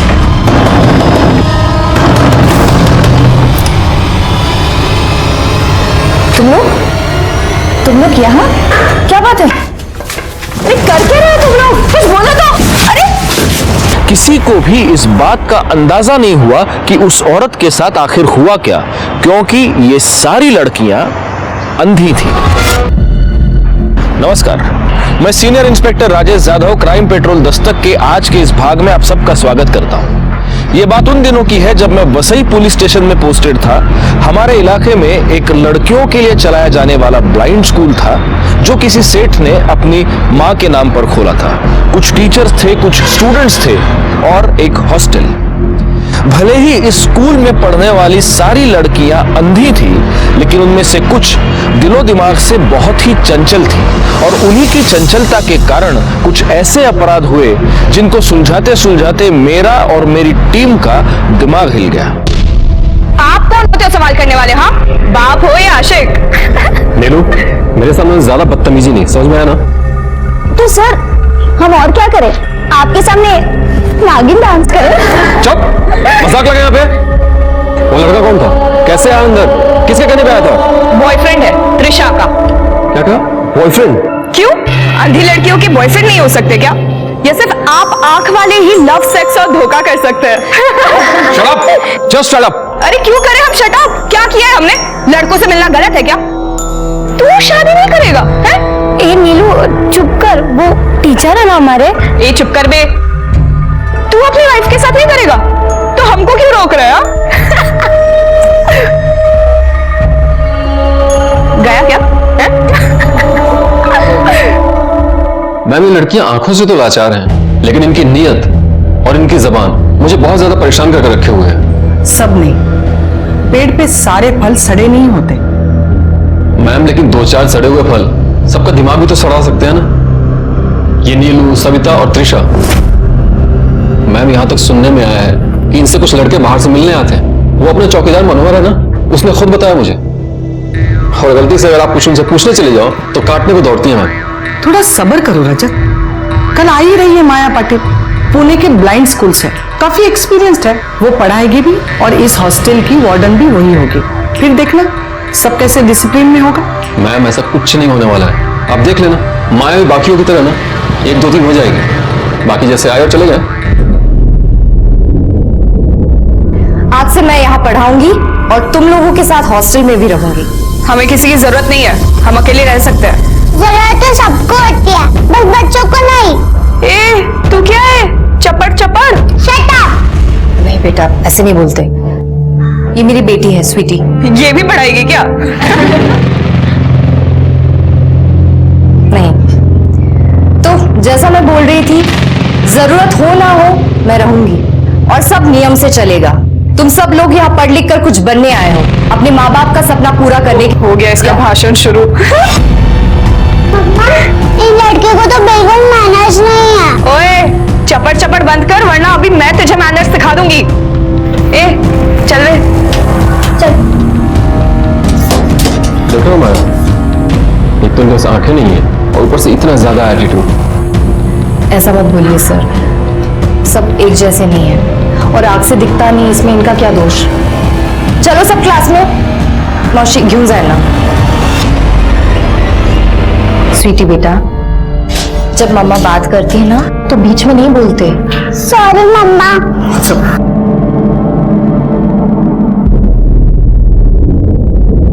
क्या हालत बना के रखी है तुम लोगों ने कमरे की? क्या है ये सब? हमें क्या पता मैडम, हम थोड़ी ना देख पाते हैं। और क्या फर्क पड़ता है मैम? फर्क पड़ता है। सफाई और गंदगी नजरों में नहीं दिमाग में होती है। और क्या है ये सब? बेडशीट भी ऐसा रखा हुआ है।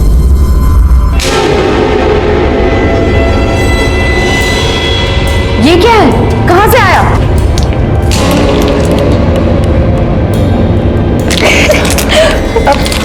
मैडम आपको नहीं पता क्या? शादी तो हुआ होगा ना आपका? वो चपड़ चपड़ आपकी बेटी है ना? Shut up. तुम लोग अपनी अपनी जगह साफ करोगे, अपने बेड को अच्छे से रखोगे, नहीं तो कल शाम की एक्टिविटी क्लास और हॉबी क्लास कैंसिल कर दूंगी मैं। अगर ये एडल्ट चीजें फिर से हॉस्टल में नजर आई तो देख लेना तुम लोग मैं क्या करती हूँ। मम्मा चलो ना, मुझे बहुत भूख लग रही है। ए चपड़ चपड़ क्या खा रही है? एप्पल? हाँ, अब यहाँ का दूध और फल आपकी बेटी खाएगी क्या? ये मेरा है।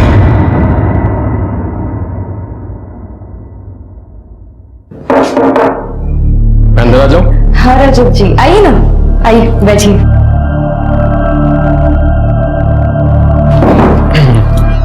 क्या कर रहे हो? कुछ नहीं, बस थोड़ा काम है। मैंने कहा था ना आपसे, ये लड़कियां जहर हैं जहर। अभी आपने कुछ देखा ही कहाँ है? जैसी भी है मैनेज तो करना पड़ेगा ना मुझे। पापा कहाँ हैं इसके? वो एक्चुअली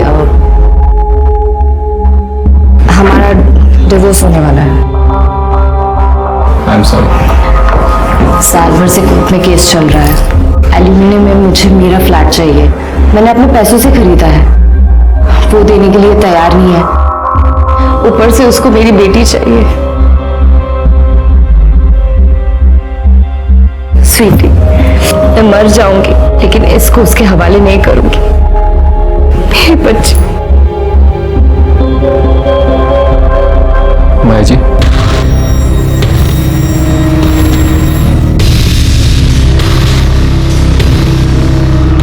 आई एम सॉरी, मेरी आंखों से आंसू निकल आए। माया जी, काफी रात हो गई, मैं चलता हूँ।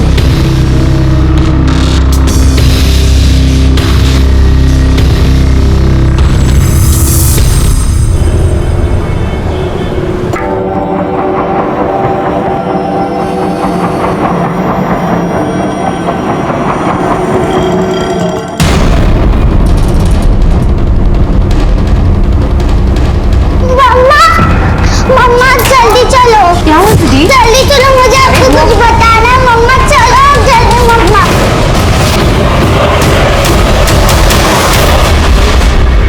क्या हो रहा है इधर? कौन है ये? अंदर कैसे आया? मैम वो मेरा मेरा मेरा मम्मा मैंने देखा, ये इसका बॉयफ्रेंड है। क्या? तू रुक, भाग जुगल, भाग। मैम जाने दो ना मैम, फिर नहीं आऊंगा ना मैम। कोई है?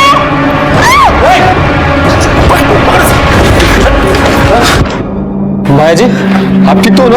रजत, रजत पुलिस को बुलाओ। मैम छोड़ दो ना मैम। मैं आपके पैर पड़ रहा हूँ। रजत तुम जाओ जल्दी से, पुलिस को बुलाओ। नहीं मैडम प्लीज, मैं इसको जानती हूँ, ये मेरे जानने वाला है। हाँ। जुगल मात्रे मुझे बहुत पसंद करता है। मैडम प्लीज पुलिस को मत बुलाइए। मैडम प्लीज छोड़ दीजिए ना, इस बार गलती हो गई, दोबारा पक्का ऐसा नहीं होगा, प्लीज जाने दीजिए। तिला क्लासरूम मध्ये घेऊन जा। नहीं मैडम प्लीज छोड़। घेऊन जा तिला। आखिरी वार्निंग दे रही हो तुमको, अगर आगे से कुछ हुआ ना तो छुट्टी होगी तुम्हारी। छुट्टी काहे कर देंगे? 10 साल से काम करते हैं यहाँ। मनोहर भैया ने क्या किया है? अभी कोई अंदर घुस जाएगा। ये लड़की लोग, आप इनको कंट्रोल करो ना। कौन हो तुम भाई? हमारा भाई है मनीष, ये मेंटेनेंस का काम देखता है। मनोहर भैया की गलती नहीं है, आप इन लड़कियों को संभालो।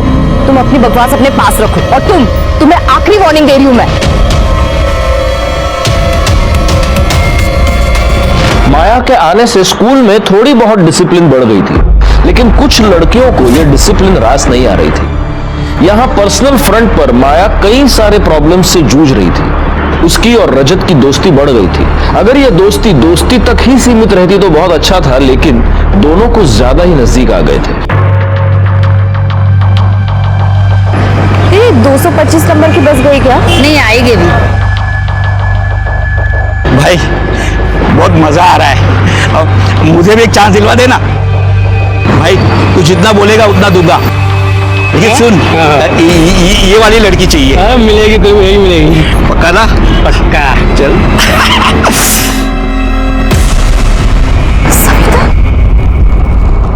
रजत, यहाँ का डिसिप्लिन थोड़ा टाइट करना पड़ेगा। अब और कितना टाइट करें? जो वीडियो मैंने देखा था ना, वो अपने इसी स्कूल के कैंपस में बनाया गया था। अगर वो वायरल हो गया तो स्कूल का नाम बहुत खराब होगा। हमें प्रिंसिपल से बात करनी चाहिए। लेकिन प्रिंसिपल मैडम तो आज है ही नहीं। तू कौन होती है फैसला करने वाली? प्रिंसिपल है क्या यहाँ की? ये स्कूल है, कोई जेल नहीं। और हमारी अम्मा बनने की कोशिश मत कर। अब से कोई भी स्कूल के गेट के बाहर कदम नहीं रखेगा। मम्मा, मैंने इन दोनों लड़कियों को स्कूल के पीछे वाली दीवार से दूसरी तरफ जाते हुए देखा। ओए मैम, अपनी इस पिल्ली को ना दूर रख।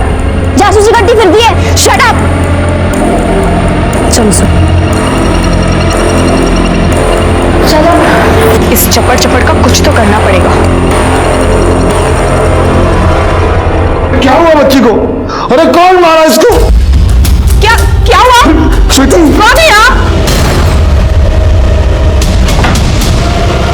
स्वीटी, स्वीटी, स्वीटी, क्या हुआ इसको? स्वीटी हो, स्वीटी।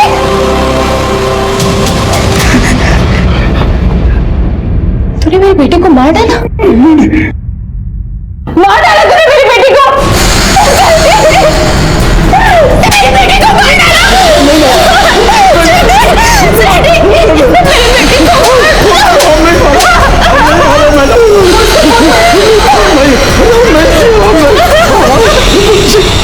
हमने नहीं मारा साहब, हमने नहीं मारा। सर इसी ने मारा है मेरी बच्ची को। मैं वॉचमैन पे एक्शन लेने वाली थी, इसके रहते हॉस्टल में लड़के घुसाते थे। मैंने एक वीडियो भी देखा था सर, ये उन लड़कों से मिला हुआ। जब मैंने इस पे एक्शन लिया। साहब जानते ना साहब, आखिरी वार्निंग दे रही हो तुमको। अगर आगे से कुछ हुआ ना तो छुट्टी होगी तुम्हारी। इसने मेरी स्वीटी को ही मारा। इसने बदला लिया है मुझसे। जब सुबह मैं प्रिंसिपल के कैबिन के बाहर निकली तो ये मेरा पीछा कर रहा था।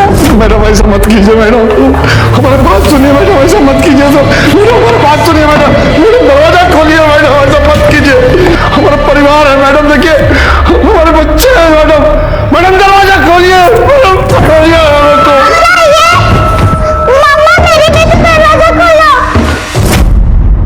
और जब मैंने दरवाजा खोला तो देखा ये स्वीटी को लेकर बैठा था। किसी ने मेरी स्वीटी को मारा है सर। स्वीटी क्यों जाना?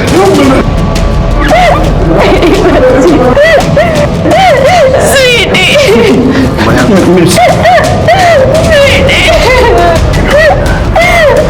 स्वीटी बेटा, क्या हुआ?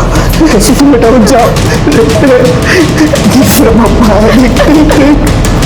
उठ जाओ। ये सब तुम्हारी वजह से हुआ है। मैंने कहा था मेरी बच्ची मुझे दे दे, तुम्हारी वजह से हुआ।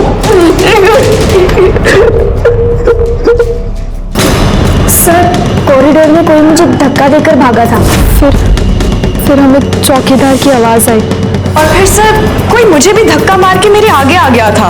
तुम लोगों ने कुछ सुना?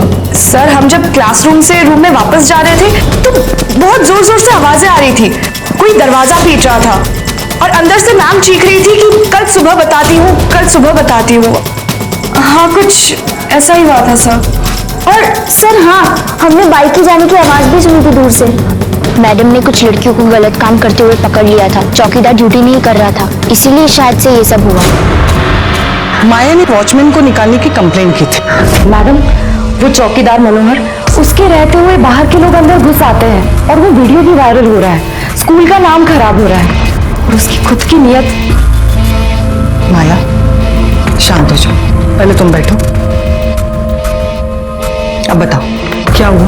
मैडम, उस चौकीदार की बुरी नजर है मेरी बेटी पर। My God. तुम एक काम करो, एक फॉर्मल लेटर लिखो, मैं वो लेटर स्कूल के ट्रस्टी को भेज देती हूँ, ठीक है? ठीक है मैम। वो मेरे पास आकर बहुत रोया। मैंने उसे कहा कि तुम्हें माया से बात करनी होगी, उसे बोलो कंप्लेंट वापस ले ले, तभी कुछ हो सकता है। लेकिन सर, इंसान के दिमाग में क्या चल रहा है किसे पता। सर वो कुर्सी पे बैठे बैठे हमारी आंख लग गई सर। वो दरवाजा पीटने की आवाज सुने तो हम उठ के भागे। जब वहां गए तो बच्चे मर चुके थे साहब, और दूसरे बच्चे लोग वहां सब खड़ा था सब छोकरे लोग वहां पे। किसी ने माया से बदला लेने के लिए उसकी बच्ची को मार दिया था। वॉचमैन मनोहर हमारी हिरासत में था। मनोहर के पास माया की बेटी को मारने की वजह भी थी। बदला लेने के लिए आदमी किसी भी हद तक जा सकता है। इसके बाद हमने मनोहर से बड़ी ही सख्ती से पूछताछ की और तब उसने जो हमें बताया वो मैंने बिल्कुल भी एक्सपेक्ट नहीं की थी।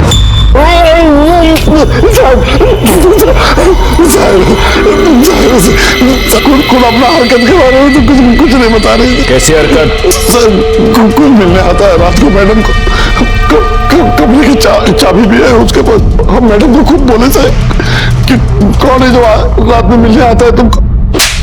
नजर रखने को बोला था तुमको। क्या कर रही हो? झापड़ मार के बूढ़े आदमी को। अपना हिसाब करो, निकलो यहाँ से। आप प्रिंसिपल नहीं हो इधर के? 10 साल से काम कर रहे हैं यहाँ। क्या काम? तुम्हारे रहते ये कांड यहाँ पे हो रहा है। प्रिंसिपल मैडम आज स्कूल में नहीं है, कल मैं उनसे बात करूंगी। और ये जो सब कुछ हो रहा है ना, तुम भी मिले हुए हो। गलत बात है मैडम, बहुत गलत। और वो भी गलत है जो रोज तुम्हारे कमरे में होता रात में। क्या क्या बोला तुमने? कोई आता है ना कमरे में तुम्हारे? तू रुक, कल मैं मैडम से बात करती हूँ, फिर देख मैं क्या करती हूँ। हम पे इल्जाम लगा दिया, हम तो बदला ले रही है साहब। साहब उसका आदमी से भी उनका नहीं जमता है साहब, बहुत झगड़ा होता है। कल सुबह भी आया था साहब। एक बात समझ में आया, अगर स्वीटी मेरे पास नहीं रहेगी ना तो किसी के पास भी नहीं। सच कह रहे साहब।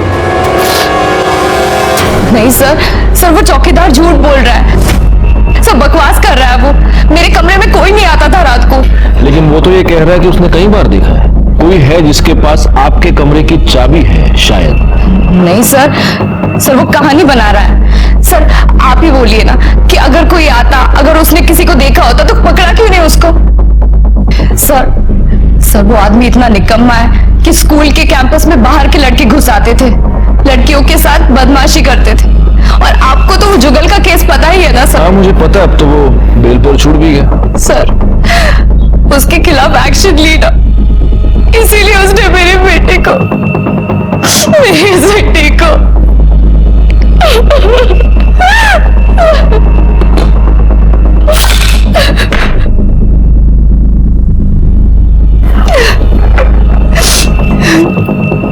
हाँ मैडम, आपके पति के साथ आपकी प्रॉब्लम चल रही है। सर हमारे डिवोर्स की बात चल रही है, हमारी कभी बनी नहीं। उसको मेरी बेटी चाहिए थी। वो बोल रहा था कि या तो बेटी उसके पास रहेगी या किसी के पास नहीं रहेगी, है ना? जी सर। तो कहीं ऐसा तो नहीं कि उसी ने आपकी बेटी को? नहीं सर, नहीं, स्वीटी अपने पापा को पसंद नहीं करती थी, लेकिन परेश उसे मार नहीं सकता सर। क्यों नहीं पसंद करती थी स्वीटी अपने पापा को? ये माया अभी भी हमें पूरी बात बता नहीं रही है गायकवाड़। और अगर चौकीदार की बात माने तो माया से मिलने कोई आता भी था। ये माया का पति, इन दोनों की डिवोर्स की वजह क्या है? जिस दिन स्वीटी का मर्डर हुआ उस दिन ये पति भी तो आया था। एक काम करो, माया के कॉल रिकॉर्ड्स निकालो। सर बता, ये परेश नाइक इधर ही रहता है क्या? हाँ साहब, इधर बाजू में ही रहते। उसका और उसकी बीवी का कुछ गड़बड़, कुछ झगड़ा वगड़ा? अरे साहब क्या बताऊँ आपको, साहब रात भर चिल्लाती रहती थी बेचारी, और बच्ची तो अलग से रोती थी। पापा मम्मा को मत मारो, पापा प्लीज, पापा मम्मा को मत मारो।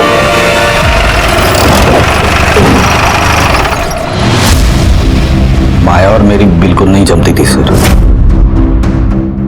उसे बाहर जाके काम करना था और मुझे हाउसवाइफ चाहिए थी। कल सुबह तो उसके स्कूल गया था। वो सर मैं डिवोर्स पेपर पे साइन करवाने के लिए। डिवोर्स पेपर लाया हूं, साइन कर। 1 साल से कुत्ते की तरह उसके पीछे लगा हूं, साइन ही नहीं करती। धमकी दी तूने उसको? हाँ, क्या धमकी साहब? तू बता। नहीं साहब। बच्ची मेरे पास रहेगी या फिर किसी के पास नहीं रहेगी? वो मतलब नहीं था सर। आपको क्या लगता है मैं मेरी स्वीटी को मार डालूंगा सर? नहीं साहब, मैं ऐसा नहीं, मैं किसी को मार नहीं सकता साहब। अपनी बीवी को तो बहुत मारता था तू। गुस्से में आके कभी कभी हाथ उठ जाता था। मेरे कहने का मतलब था कि अगर स्वीटी मेरे पास नहीं रहेगी तो उसके पास भी नहीं जाने दूंगा। मैं मेरी बच्ची को अनाथ आश्रम में रख दूंगा, पर उसके पास नहीं। मेरा वो मतलब नहीं था सर। डोमेस्टिक वायलेंस का तो केस बनेगा तेरे ऊपर। वो कुछ बोल ही गया। शुक्र मना उसने अभी तक कुछ नहीं कहा है, लेकिन किसी ने भी कुछ बोल दिया ना तो बिना बेल के सीधा अंदर जाएगा। सर, टोरगी छोटी होती पर जबान बहुत चलती थी उसकी। स्वीटी से यहाँ किसी को कोई परेशानी थी? लड़की लोग के साथ उसका कुछ न कुछ होता ही रहता था। लड़के लोग भी नाराज थे, स्वीटी उनको उलट जवाब देती थी। हमें किसी की जरूरत नहीं है, हम अकेले रह सकते हैं। जरूरत तो सबको होती है, बस बच्चों को नहीं। मम्मा, मैंने इन दोनों लड़कियों को स्कूल के पीछे वाली दीवार से दूसरी तरफ जाते हुए देखा। ये नीलू और सविता ने माया मैडम को बोल दिया था अपनी बच्ची को संभाल के रख। मैम, अपनी इस पिल्ली को ना दूर रख, जासूसी करती फिरती है। बहुत बोलती थी सर, नीलू ने तो उसका नाम भी रखा था, चपड़ चपड़। बड़ी बदतमीजी से बात करती थी सर। नीलू ने उसे 1-2 बार बोला भी, फिर वो इतनी सी बच्ची पलट के जवाब देती थी। अरे नहीं नहीं सर, बहुत ही प्यारी थी, बहुत ही क्यूट थी। अच्छा, मैंने तो सुना है कि तुम्हें बहुत गुस्सा आता था उस पर। अरे नहीं सर, बच्ची तो बहुत ही प्यारी थी, भगवान उसकी आत्मा को शांति दे। ये लोग बकवास कर रहे हैं सर, स्वीटी बहुत ही प्यारी बच्ची थी। सर, स्वीटी के पोस्टमार्टम रिपोर्ट के मुताबिक उसकी मौत गला घोंटने की वजह से हुई है। उसकी फॉरेंसिक रिपोर्ट आई है? सर, वो रिपोर्ट कल शाम तक आ जाएगी। सभी आरोपियों के सैंपल्स भेजे हैं, उस चौकीदार के, माया के पति परेश के और उन लड़कियों के भी। सर, माया के कॉल डिटेल्स। माया एक नंबर से लगातार बातें कर रही थी। किसका नंबर है? रजत वर्मा। रजत वर्मा कौन? सर, ये रजत वर्मा माया के साथ उस स्कूल में टीचर है।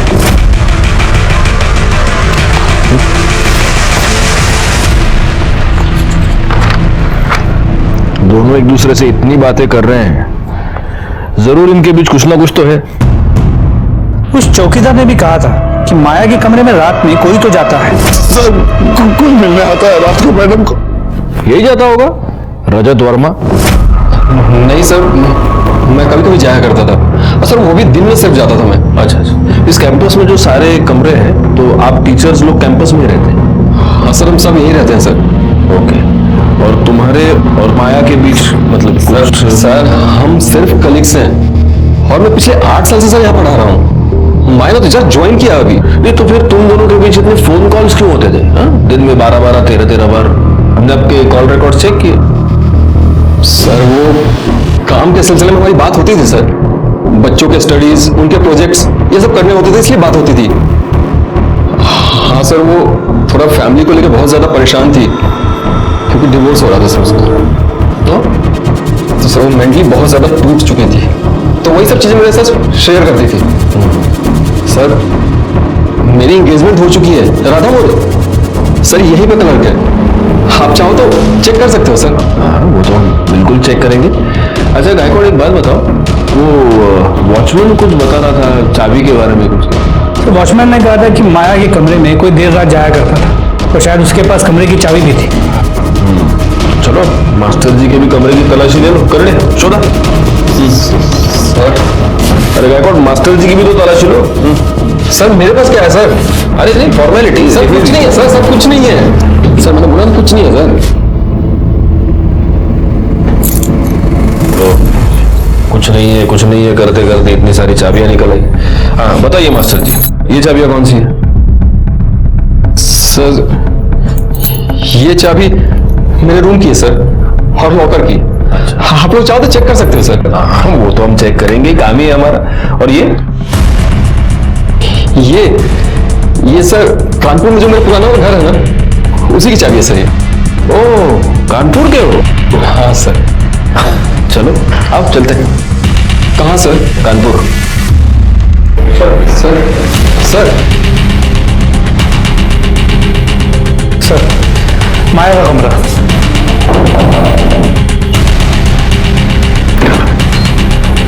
सर आप क्या बात है? कुछ नहीं, सिर्फ आपके कमरे का लॉक चेक करना था। प्लीज आ रही रिकॉर्ड।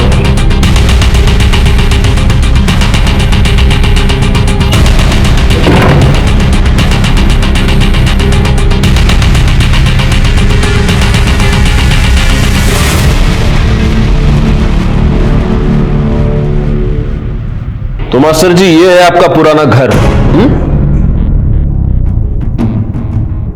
रिकॉर्ड डालो इसको गाड़ी में। सर आप खामोखा शक कर रहे हो मेरे ऊपर, मैंने कुछ नहीं किया। अरे नहीं मास्टर जी, सिर्फ आपको हमारे पुलिस स्टेशन की काली कड़क चाय पिलाएंगे, बाकी कुछ नहीं। जाओ। अरे सर कुछ नहीं किया मैंने सर।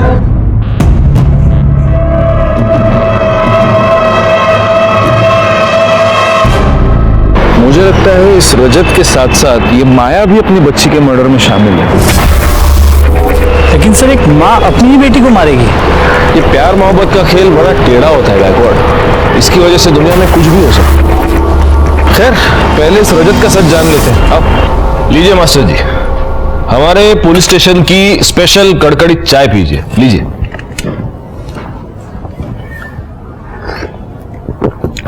अब बोलिए। सर वो मेरे सामने इमोशनल हो गई थी, मैंने उसको तसल्ली दी तो फिर बात फिजिकल हो गए।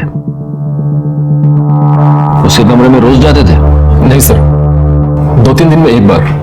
प्यार माया से करते थे और एंगेजमेंट किसी और से कर ली? सर प्यार व्यार नहीं था, वो तो बस ऐसे ही जरूरत थी, और जरूरत पूरी होते ही तुमने एंगेजमेंट किसी और से कर ली। तो माया ने कुछ कहा नहीं तुमसे? सर जरूरत हम दोनों की थी। वो तो थी, लेकिन तुम्हारी एंगेजमेंट की न्यूज सुनने के बाद उसने कुछ भी नहीं कहा तुमसे? मैं शाम को 6 बजे आ रहा हूँ, तुम तैयार हो? ठीक है? क्या चल रहा है ये? कौन है ये? मैं तुम्हें बताने ही वाला था, ये राधा है जिससे मेरी एंगेजमेंट हुई है। क्या? क्यों? क्या बोल रही है ये औरत रजत? कुछ नहीं, तुम घर चलो, मैं बताता हूँ। चलो। क्या बकवास कर रही हो तुम? और हमारे बीच जो चल रहा था वो? क्या हमारे बीच चल रहा है? तुम मैरिड हो और मैं, लेकिन मैंने समझाया तो वो समझ गई। समझ गई? जी सर। अरे वाह। अच्छा एक बात बताओ, ये माया की बच्ची की डेथ हो गई, उसके बारे में तुम्हें क्या लगता है? सर वो चौकीदार बदला ले रहा है। आपको भी ऐसे ही लगता है? सर हम भी उसी की इंक्वायरी करते हैं। एनीवे, आप जा सकते हैं, लेकिन आप ये शहर छोड़कर नहीं जा सकते। जी सर। रिकॉर्ड, स्वीटी की गर्दन पर जो फिंगरप्रिंट्स मिले थे, उसकी फॉरेंसिक रिपोर्ट आ गई? नहीं सर, वो रिपोर्ट कल शाम तक एक्सपेक्टेड है। भेज दो, मास्टर जी का एक ग्लास भी भेज दो फिंगरप्रिंट्स के लिए। सर।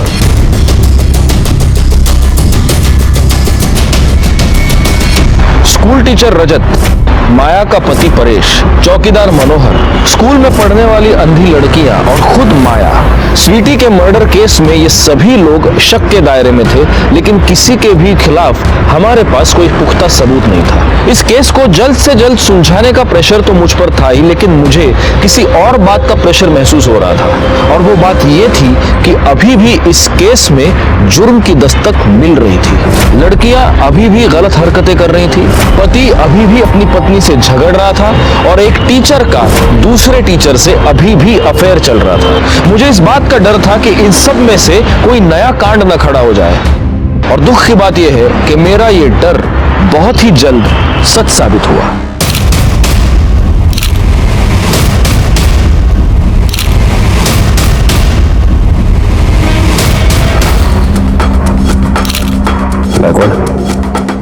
इसके हाथ में ये किसी मर्द के बाल फंसे हुए हैं, इसे डीएनए टेस्टिंग के लिए भेज दो। सर। और इसको भी जमा कर लो एविडेंस के तौर पे। कर दे, एविडेंस बॅग आणा त्याच्यामध्ये। गायकवाड़, मुझे लगता है इसे कई लोगों ने मिलकर मारा। कई लोगों ने? इंजरीज देख रहे हो, ये किसी एक आदमी का काम तो नहीं है। तुम फॉरेंसिक टीम को बुलाओ। सर। ये सब कुछ जब हुआ तो आप लोग कहाँ थे? मैं अपने क्वार्टर में थी। सर मैं भी अपने रूम में ही था, सुबह 8 बजे क्लासेस शुरू होती हैं तो मैं उसी की तैयारी में लगा हुआ था सर। और लड़कियां? वो अपने कमरे में होंगी। Sir, forensic team on the way.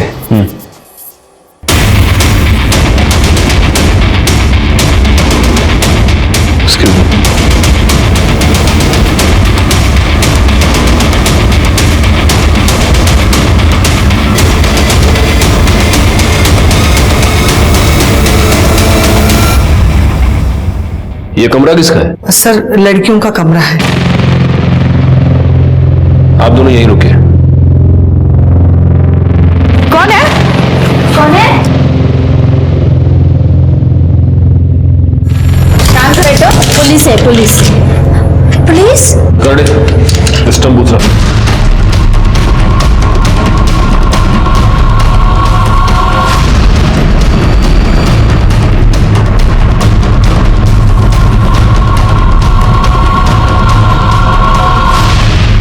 नहीं सर, ये स्टम्प्स हमारे नहीं हैं। तो फिर किसके हैं? सर, हमें नहीं पता ये। और तुम्हारे कमरे में ये खून? सर, हमें कैसे पता हो सकता है? तुम्हारी माया मैडम को किसी ने मार दिया है, इसके बारे में कुछ जानते हो तुम? ये तो नहीं पता सर, पर माया मैडम बहुत स्ट्रिक्ट थी। सबका बाहर जाना बंद कराया था उन्होंने, और लड़कियां बहुत बदतमीजी से बात करती थी उनसे। जी सर, वो बहुत स्ट्रिक्ट थी, इसलिए कुछ लड़कियां उससे नाराज भी थी। कौन लड़कियां? क्या मालूम। ठीक है, यहाँ नहीं बताना चाहती तो तुम्हें पुलिस स्टेशन ले जाते हैं, वहां बता देना। अरे नहीं सर, मैं क्यों जाऊंगी पुलिस स्टेशन? ले जाना है तो वो नीलू, त्रिशा और सविता, इन दोनों को लेके जाइए। इन्हें तो थी ना माया मैम से बहुत नफरत। माया मैडम पर तुम्हें बहुत गुस्सा था क्योंकि उसने तुम्हारे बॉयफ्रेंड को अरेस्ट करवाया था, है ना? हाँ। देखो, कोर्ट अंधेपन के साथ कोई रियायत नहीं करता। मर्डर मर्डर होता है, और मर्डर की सजा होती है फांसी। अब अगर तुम लोग खुद से कबूल कर दो तो हो सकता है कि बता दो किसने किया, कैसे किया, कौन कौन शामिल था। ये जुगल। अरे, क्रिकेट खेलने का बहुत शौक है तेरे को? हाँ? वो सर, करडे, इसके फिंगरप्रिंट ले लो। वैसे भी फॉर्मेलिटी स्टंप पे मिल ही जाएंगे इसके फिंगरप्रिंट। मेरे क्यों आएंगे सर? मैंने तो सिर्फ लाके। चुप। सर, मैंने इस नीलू को बोला था, खतरा है, हम सब फंस जाएंगे। पर इस नीलू को तो बदला लेना था ना। त्रिशा, सविता। हाँ। अब सुना है माया मैडम रिजाइन करके यहाँ से जा रही है। अब जा रही है तो जाने दे, बला टली। अरे ऐसे कैसे? हमारी इज्जत उछाल के जा रही है। तो क्या खेल खत्म करते हैं? सच यार, जिंदगी बर्बाद कर दी थी उस औरत ने। पहले सब कितना सही था। इसलिए तो बोल रही हूँ, जहां जाएगी वहां लोगों की जिंदगियां बर्बाद करेगी। एक ही बारी में ना इस बला को खत्म करते हैं। और कैसे? अरे, जुगल से जो स्टम्प्स मंगवाए थे वो कहाँ रख दिए मैंने?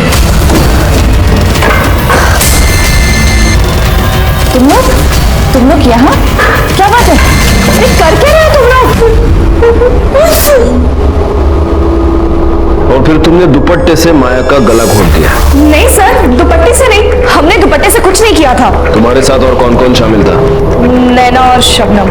पाटिल मैडम, इसे नैना गाड़ी डाला। सर, मुझे तो लगता है कि माया के साथ साथ उसकी बेटी स्वीटी का मर्डर भी इन लड़कियों ने ही किया है, और इन दोनों को मारने के लिए उनके पास वजह भी थी। पता नहीं क्यों गायकवाड़, मुझे ऐसे लग रहा है कि इन लड़कियों के अलावा कोई और भी शामिल है इसमें। अगर इन लड़कियों की बात पर विश्वास किया जाए तो जब स्वीटी की मौत हुई थी तब बगल से कोई पास हुआ था, कॉरिडोर में कोई मुझे धक्का देकर भागा था। और माया के केस में उस दुपट्टे का भेद। लेकिन सर, इन लड़कियों के बात पे विश्वास नहीं किया जा सकता। सर, स्वीटी के बॉडी की फॉरेंसिक रिपोर्ट। सर, स्वीटी के गले पे जो फिंगरप्रिंट्स मिले थे वो रजत के। उठाओ उसे।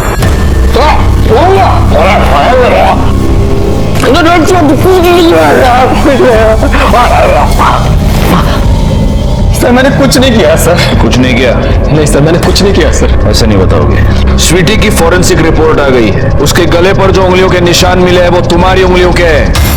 देखो मास्टर जी, सच बता दो, वरना शक की बिना पर और इस सबूत के बेसिस पर तुम्हें अंदर डाल के मिर्चियां तुम खिलाते रहेंगे हम। लेकिन अगर बताओगे तो शायद सर मैं स्वीटी को मारना नहीं चाहता था सर, लेकिन माया तो मेरे पीछे पड़ी हुई थी।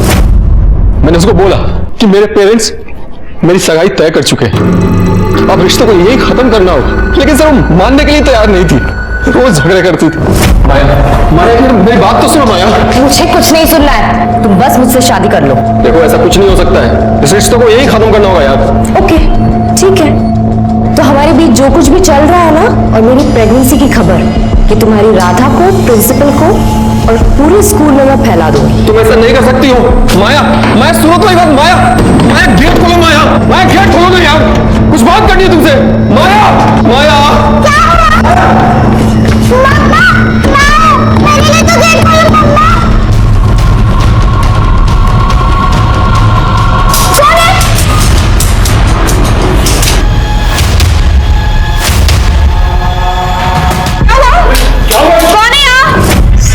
सर मैं उसको मारना नहीं चाहता था, मैं गुस्से में था इसलिए ज्यादा जोर से उसका गला दब गया। मैं तो सर सिर्फ माया को डराना चाहता था सर। अगर सिर्फ माया को डराना चाहते थे तो मौका देख के उसको क्यों मार दिया तुमने? सर मैंने माया को नहीं मारा है सर, गलती से मेरे हाथ से स्वीटी का कत्ल हो गया। मैंने माया को नहीं मारा सर, नहीं मारा मैंने सर। गड्ढे इसको यहीं पर बिठा के रखो और तब तक मिर्चियां खिलाते रहो जब तक ये सच ना बोले। सर मैंने नहीं मारा सर। बात कुछ समझ में नहीं आई। बेटी को मारा आशिक ने, लेकिन माया ने इल्जाम चौकीदार पे लगा दिया। इसी ने मारा मेरी बच्ची को। सर वो झूठ क्यों बोल रही थी? प्यार या फिर कोई ऐसी जरूरत जिसके सामने बेटी के मौत के भी कोई मायने नहीं नजर आते, या फिर कोई और वजह? पर हो सकता है वो वजह माया की मौत में ही छुपी। अच्छा एक काम करो गायकवाड़, सबसे पहले तो उस चौकीदार को रिहा कर दो। पुलिस वालों के लिए इससे बढ़कर स्ट्रेस की बात और कोई भी नहीं होती। लड़कियों ने माया की इतनी बेरहमी से पिटाई की थी तो फिर शक किसी और पर क्यों? लेकिन लड़कियों का यह कहना था कि उन्होंने सिर्फ माया को पीटा था, उसकी जान नहीं ली। इसके अलावा मर्डर स्पॉट पर हमें वो दुपट्टा भी मिला था। इस सारे कंफ्यूजन को दूर करने का सिर्फ एक ही तरीका था, वो तरीका जिस तरीके से हम पुलिस वाले काम करते हैं, और वो था माया के हाथ में मिले बाल का डीएनए रिपोर्ट। उसी रिपोर्ट का हम इंतजार कर रहे थे। सर माया की पोस्टमार्टम रिपोर्ट आ गई। क्या मिला? सर दो चीजें सामने आई। एक तो ये कि माया की मौत शरीर पे लगे चोट की वजह से नहीं, गला घोटने की वजह से हुई, और दूसरी ये कि माया प्रेग्नेंट थी। प्रेग्नेंट? सर इसका मतलब वो रजत को सिर्फ धमकी नहीं दे रही थी, और अगर उसकी मौत गला घोटने की वजह से हुई है तो नहीं सर, हमने उनका गला नहीं घोटा था। सर हमने उन्हें स्टंप से मारा था, जो जुगल ने दिया था। हाँ सर, स्टंप से मारा था।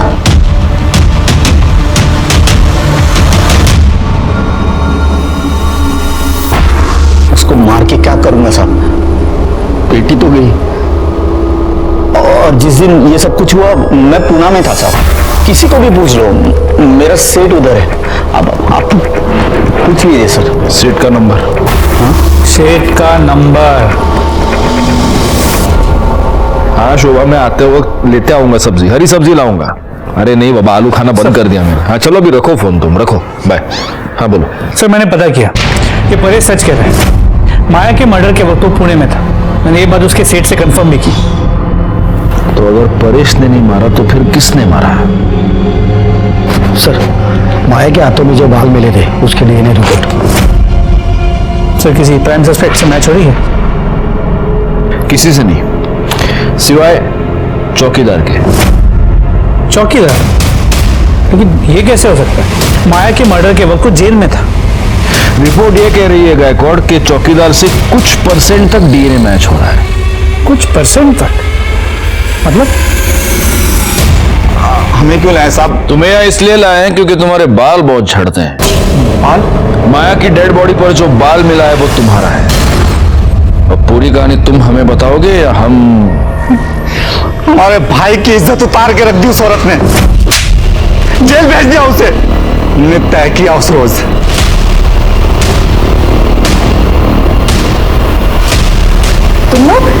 तुम लोग यहाँ? उसकी इज्जत हमारी इज्जत। एक स्कूल जिसमें पढ़ने वाली लड़कियां नजर से लाचार थी। हमने ऐसा सुना है कि जो लोग नजर से लाचार होते हैं उनके कान बड़े चुस्त होते हैं। तो क्या ये लड़कियां होने वाले गुनाह की दस्तक को सुन नहीं पाई? स्कूल के बाहर के लोग इन लड़कियों का शोषण करना चाहते थे और माया उन्हें डिसिप्लिन करके उस शोषण से बचाना चाह रही थी, लेकिन लड़कियां ये बात समझ नहीं पाई। खुद माया भी लड़कियों के अंदर बढ़ते हुए गुस्से को समझ नहीं पाई, रजत की असली नीयत को समझ नहीं पाई, उसकी सगाई की दस्तक को नहीं सुन पाई। अगर माया ने इन सारी दस्तकों को वक्त रहते ही सुना होता तो वो सब ना होता जो हो गया। रजत पर स्वीटी के मर्डर का और मनीष पर माया के मर्डर का केस चला। साथ ही साथ नीलू, त्रिशा, सविता और उनकी 2 साथियों पर माया को मारने की साजिश और अटेम्प्ट टू मर्डर का चार्जशीट हमने फाइल किया।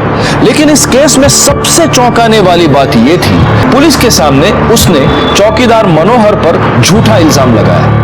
माया ने आखिर ऐसा क्यों किया? क्या प्यार वाकई इतना अंधा होता है? मुझे नहीं लगता।